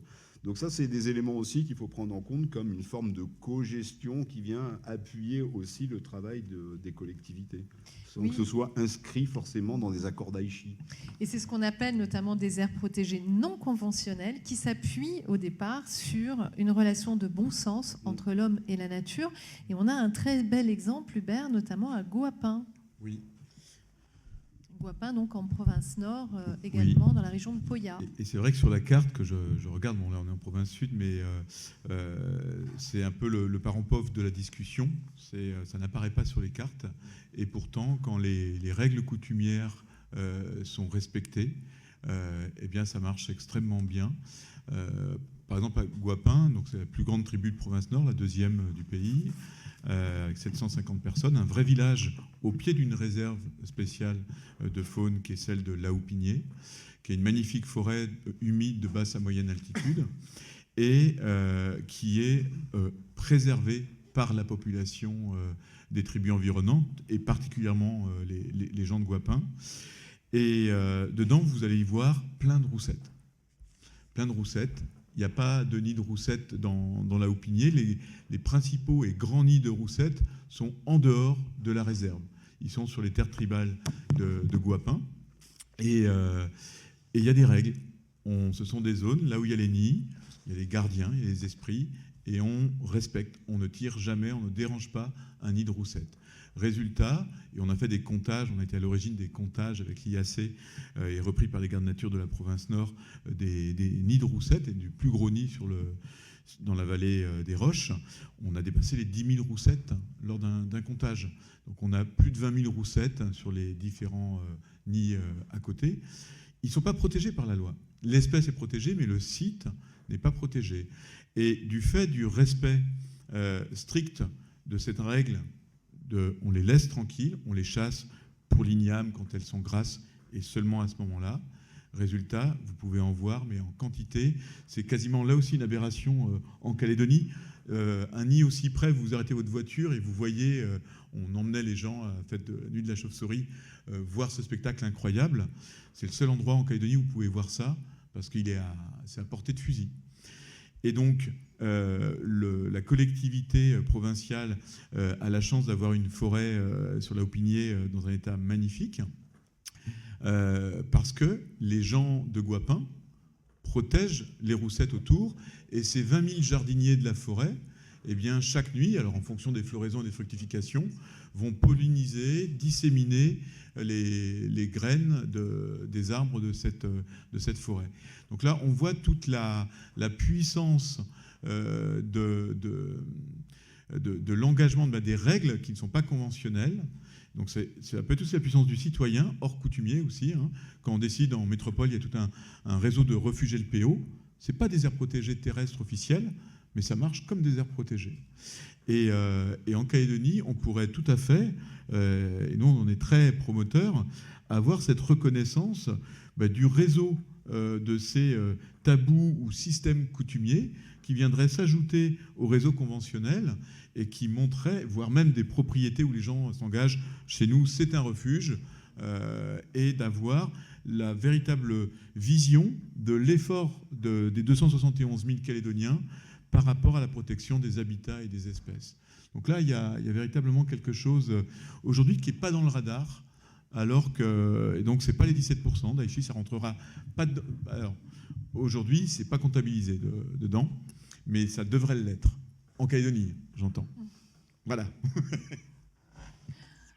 Justement, Elisabeth, nous avons peut-être un spécialiste des roussettes ici dans la salle, donc oui, Malik, qui a peut-être une intervention.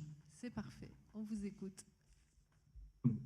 Bonjour à tous, merci pour vos interventions. Donc oui, au sujet des roussettes et aussi de tous les autres disperseurs et pollinisateurs, c'est des éléments à prendre en compte dans la gestion. Et qui peuvent justement, comme le disait Philippe, reconnecter tous ces espaces fragmentés, voire très fragmentés, avec les roussettes sur plusieurs kilomètres, voire plusieurs dizaines de kilomètres. J'avais deux questions par rapport à l'intervention sur mettre en place des réserves là où il y a des zones de pression.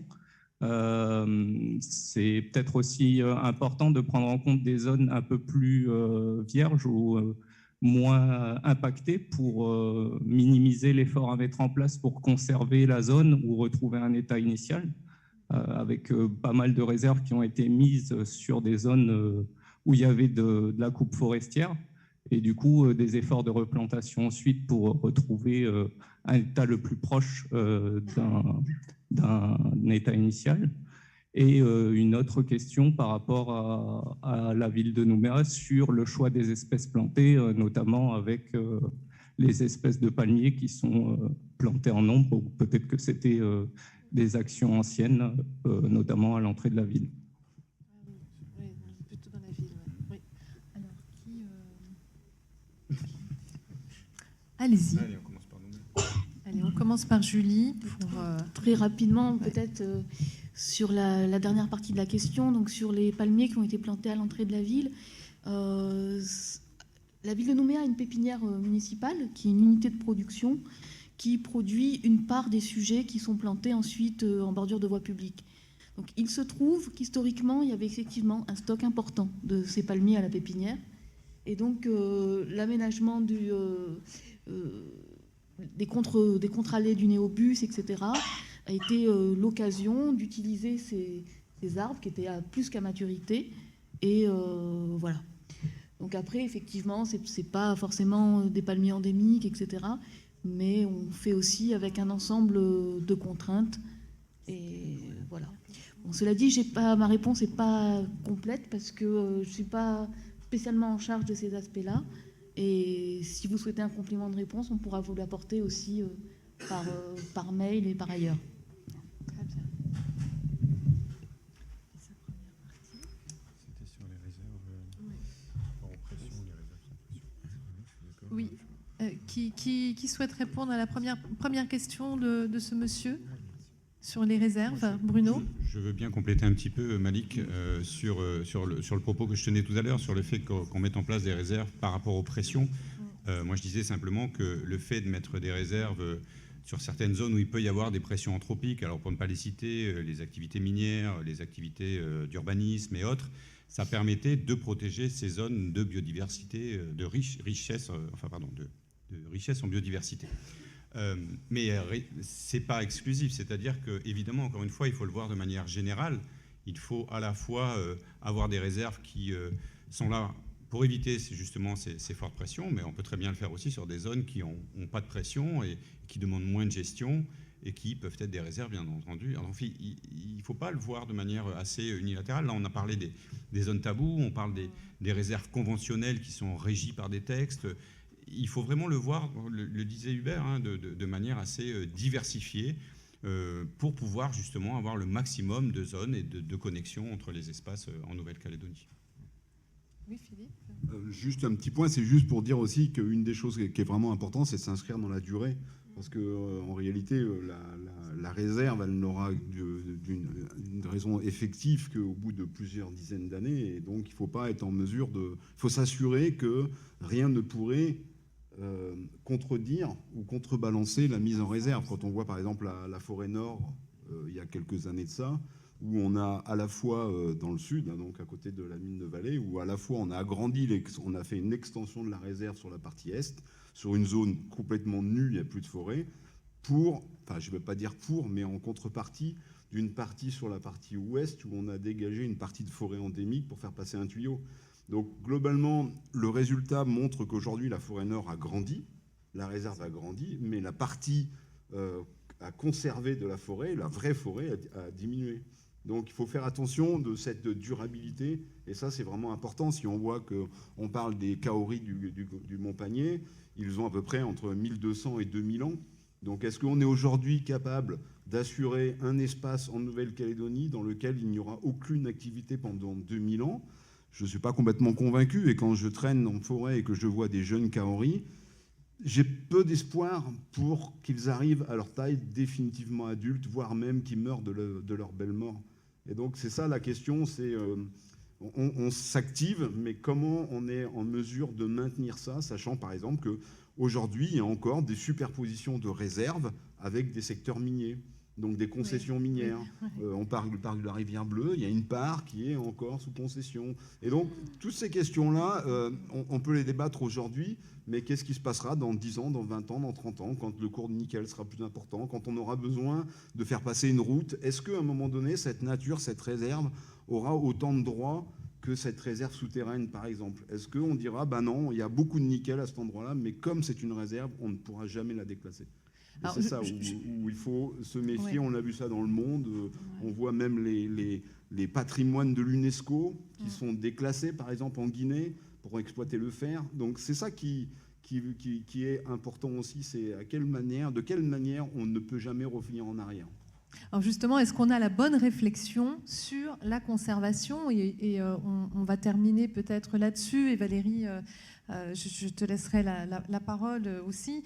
Si on pensait autrement, finalement, les réserves, au lieu d'avoir un réseau d'aires protégées, est-ce qu'il ne serait pas plus efficace et pertinent de tout protéger et de cibler uniquement les endroits où on sacrifierait la nature pour nos besoins ? Et je crois que de toute façon, la science, elle adhère complètement à cette idée, c'est évident. Mais qu'en pensent les gestionnaires ? Et qu'en pense le public ? Évidemment, c'est une question ouverte pour tout le monde. En tout cas, moi, je vais réagir quand même au pessimisme de Philippe. Moi, non, franchement, je crois quand même qu'on a tous évolué, qu'on a tous fait des très beaux plans de gestion du fond de nos bureaux à une époque et qu'on évolue, qu'on se repose des questions, qu'on est en permanente interrogation, qu'on a bien compris qu'il fallait impliquer le citoyen dans ces réserves et que c'est vraiment... Je crois qu'on a eu un défaut de communication sur ces réserves, un défaut de partage de la connaissance, de la biodiversité, de son intérêt. Et maintenant, je crois que le citoyen a progressé, nous aussi, et que vraiment le moyen de ne pas faire marche arrière, c'est que tout le monde s'approprie, comme M. Houdan, cette nature, cette biodiversité, et la soutienne, et nous aide à la protéger, parce que c'est encore... Les moyens, on les aura avec tous, avec l'implication de chaque citoyen. Et moi, je pense que c'est ça l'avenir et c'est ça la solution. Alors, on n'est pas dans le monde des bisounours, mais je crois vraiment que le citoyen, en 20 ans, il a fait des énormes pas de géant et qui peut nous aider, en tout cas, à protéger cette biodiversité. Il faut compter là-dessus. Hein. Il faut aller les chercher et nous aussi, on fait du participatif à la province sud. Et vraiment, on sait que sans tous les associations qui œuvrent avec nous, sans les comités techniques, sans les coutumiers, on n'y arrivera pas. Et c'est vraiment cette façon-là, la façon de l'avenir de gérer les aires protégées, c'est de le faire avec les citoyens, avec tous les acteurs, avec les scientifiques. Et on en est vraiment conscient. Et moi, je crois que il n'y a que comme ça qu'on peut y arriver. Sur protéger, tout mettre sur cloche, je ne me prononcerai pas. Hervé, Philippe, Bruno. Oui. Oui, alors on va vous amener... Ah, vous l'avez le micro, très bien.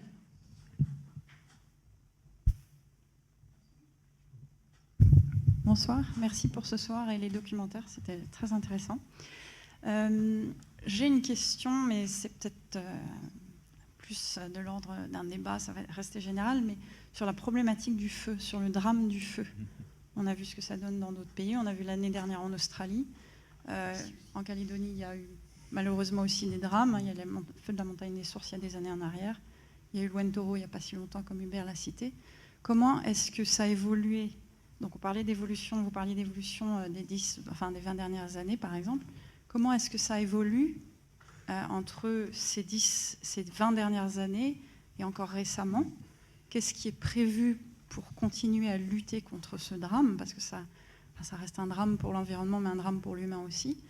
Dans certains pays, on est condamné, c'est considéré comme un crime.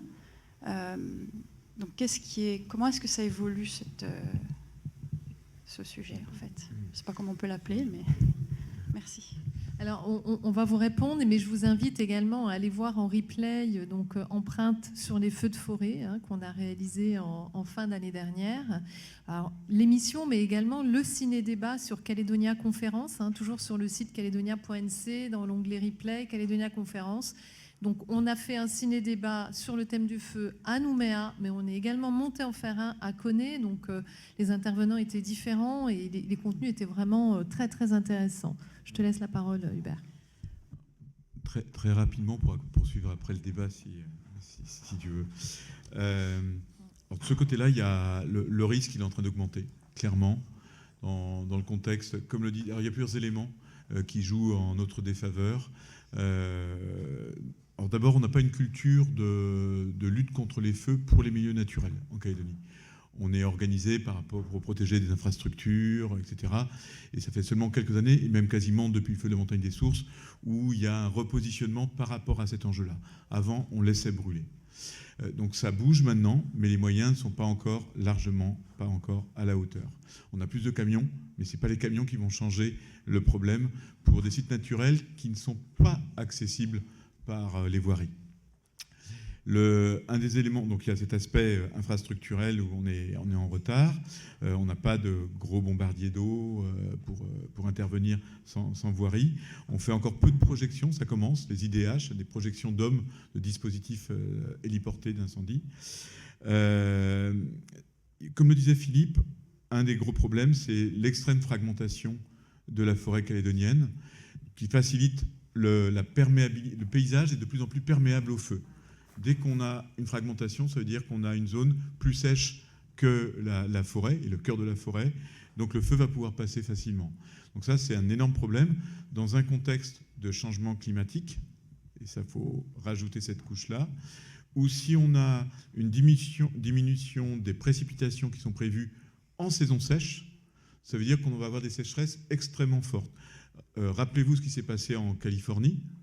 Il y a eu des cumuls de jours caniculaires qui n'avaient jamais été atteints depuis un siècle qu'il y a eu de suivi des températures. Et donc ce qui fait qu'on a atteint ce qu'on appelle les tipping points, des points de dessèchement du sous-bois des forêts qui n'auraient jamais dû être atteints en termes de niveau de dessèchement. Et donc le feu, au lieu de s'arrêter sur la lisière de la forêt, ce qui fait généralement en Calédonie, le premier pompier, dans l'émission on le dit, le premier pompier de la forêt, c'est la forêt elle-même, c'est son humidité. Le feu mange la lisière et s'arrête. Et c'est la récurrence des feux qui fragmente, qui fait reculer chaque année. Sauf que là, si on arrive dans des années de cumul de jours caniculaires, de cumul d'alizés, on va avoir comme fin 2005, feu de la montagne des sources, le feu va rentrer et va traverser des massifs forestiers et les brûler intégralement. Sauf qu'on va être dans les zones les moins accessibles du territoire. Quand qu'on a mobilisé 400 bénévoles fin 2005 aux côtés des sapeurs-pompiers, la grande motivation, on avait 3 aires protégées qui étaient menacées et qui ont été touchées, mais assez peu. Le parc provincial de la Thie, le parc provincial de la Rivière Bleue, 30 hectares seulement ont été bouffés, et la réserve intégrale de la montagne des sources, où là, elle a davantage ramassé. Et c'était la grosse motivation, parce qu'une fois parti dans ces espaces forestiers accidentés, ça serait devenu encore plus difficile. Il fallait l'arrêter majoritairement sur les crêtes de la coulée, quoi. Donc on pourra en discuter après, mais on n'est pas préparé quand on parle de réseau d'aires protégées. C'est pour ça qu'il est important de le penser, pas seulement ce qu'il y a à l'intérieur de l'aire protégée, mais dans quel cadre, dans quel paysage je m'inscris. Et la première solution, eh bien, ce n'est pas le nombre d'hélicos dans le ciel, c'est de baisser le nombre d'incendiaires. C'est la vraie solution, c'est cette cogestion. Si on est 271 000 à ne pas prendre le risque avec l'allumette, c'est plus un problème. Les feux naturels, par foudre, sont extrêmement rares en Calédonie. Moi, en 20 ans, j'en ai constaté un seul. Mais contrairement à l'Australie, on est quasiment dans des proportions inversées. Mais voilà, là-dessus, on n'est pas préparé encore, ça avance. Mais véritablement, c'est une vraie épée de Damoclès pour le réseau d'aires protégées terrestres calédonien. Merci Hubert. Je suis désolée, mais le temps avance malheureusement. On va devoir clôturer, donc je vais laisser la parole pour commencer à Koné, Élise. Donc peut-être un petit mot pour clôturer. Déjà, merci au public de Koné de nous avoir rejoints. Merci à nos intervenants d'avoir fait le déplacement jusqu'à Koné, ce qui vous aura évité de venir jusqu'à Nouméa. Donc c'est vraiment formidable de pouvoir être tous ensemble comme ça en direct. Et donc Élise, ou peut-être si Josine et Vandiong veulent dire quelque chose également, la parole est à vous. D'accord, donc je vais laisser la parole à Josine et Boy.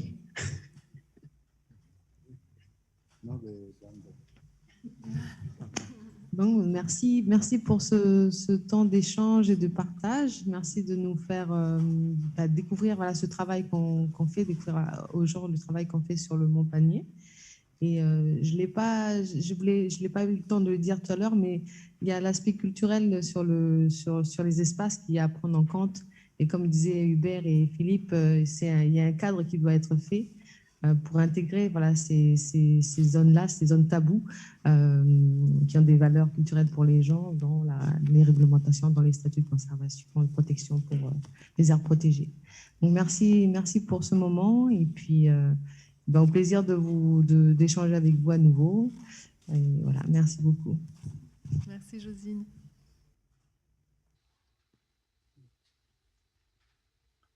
Merci. Je renouvelle mes remerciements de Josine pour l'organisation de cette émission. Bon, toujours sur des espaces un petit peu trop courts pour dire tout ce qu'on a envie de dire, pour poser toutes les questions qu'on a envie de poser. Alors, je ne sais pas si c'est volontaire ou quoi, mais sur cette émission, en tout cas, cette soirée, elle arrive à un moment qui est pas mal parce que c'est un moment où on est un petit peu à la croisée des chemins sur l'avenir des aires protégées, sur les stratégies, quand on se pose sur les aires protégées, parce que c'est un travail qu'on va commencer avec nos collègues de la province sud et j'espère la province des îles et l'aide de l'OFB, que je salue Céline ce soir. Voilà, donc ça arrive au moment où on se pose ces questions, on espère, on veut aboutir à une stratégie, quelque chose de construit, mais sur des bases construites, non pas sur des bases théoriques, mais sur les bases réelles de l'expérience, de ce qu'on a appris sur le terrain toutes ces longues années. Voilà, donc je crois que cette émission ne tombe pas si mal. Merci. Merci Wang-Diang. Ok, donc moi pour terminer du côté de Koné, je voudrais remercier tous ceux qui sont venus du côté de l'Université de Bako. Merci pour l'organisation de ce débat et j'espère que toutes les réflexions vont permettre des actions pour justement protéger notre biodiversité pour nos petits arrière-petits-enfants. Voilà, merci. Un grand merci à toi, Élise, également. Et puis, je laisse maintenant la parole à nos intervenants à Nouméa. Si vous voulez dire un petit mot, quelque chose que vous auriez absolument aimé dire au public ce soir, par exemple, pour clôturer. Un truc pour terminer. Moi, c'est vraiment, je pense que la notion qui émerge aujourd'hui, c'est vraiment cette idée de coviabilité écologique, et en fait, où il faut reconnecter les chercheurs, les gestionnaires, la population, et aussi peut-être dire un truc, c'est que la notion de réserve ou d'aire protégée, c'est quelque chose qui apparaît récent, on va dire, c'est après la Seconde Guerre mondiale, mais c'est un moment où les pressions s'accélèrent parce qu'on est de plus en plus nombreux, on est de plus en plus d'humains, donc en fait, ça devient de plus en plus prégnant, mais il ne faut pas oublier que ça, il y a une dimension culturelle, et l'homme, il s'est toujours posé la question de la conservation de la biodiversité, c'est les fameux tabous, ce sont les fameuses forêts sacrées, et finalement, et puis si on revient historiquement sur les vraies premières réserves, il ne faut pas oublier, les premières réserves qu'on a fait aussi, c'est pour un caractère esthétique. Il n'y a pas qu'une fonction, la biodiversité en soi, elle a aussi une fonction qui est esthétique, il ne faut pas l'oublier, ça aussi c'est un élément fort. Et les premières réserves qui ont été faites, c'est Fontainebleau, et Fontainebleau, c'était une réserve parce que c'était une des dernières forêts où il y avait des arbres morts, etc. Et c'était une réserve d'abord esthétique. On connaît tous les tableaux de la fin du 19e qui ont été faits à Fontainebleau. Et donc ça aussi, donc il y a une dimension culturelle. Et en fait, s'il y a un message à retenir, c'est l'homme, il n'est pas contre la nature, il est dans la nature. Et s'il n'y a pas de nature, il n'y a pas d'homme. Et faire des aires protégées, c'est maintenir la capacité de l'homme à continuer à bien vivre. Et aussi, de la biodiversité, il n'y a pas, à toutes ces échelles, elle a de la valeur. Il n'y a pas une biodiversité qui vaut plus qu'une autre. C'est vraiment l'assurance tout risque du vivant et c'est l'assurance tout risque de l'humain. Donc préserver la biodiversité, c'est partout, mais en accord avec l'homme. Ce n'est pas l'homme contre la nature. Voilà ce que je voulais dire.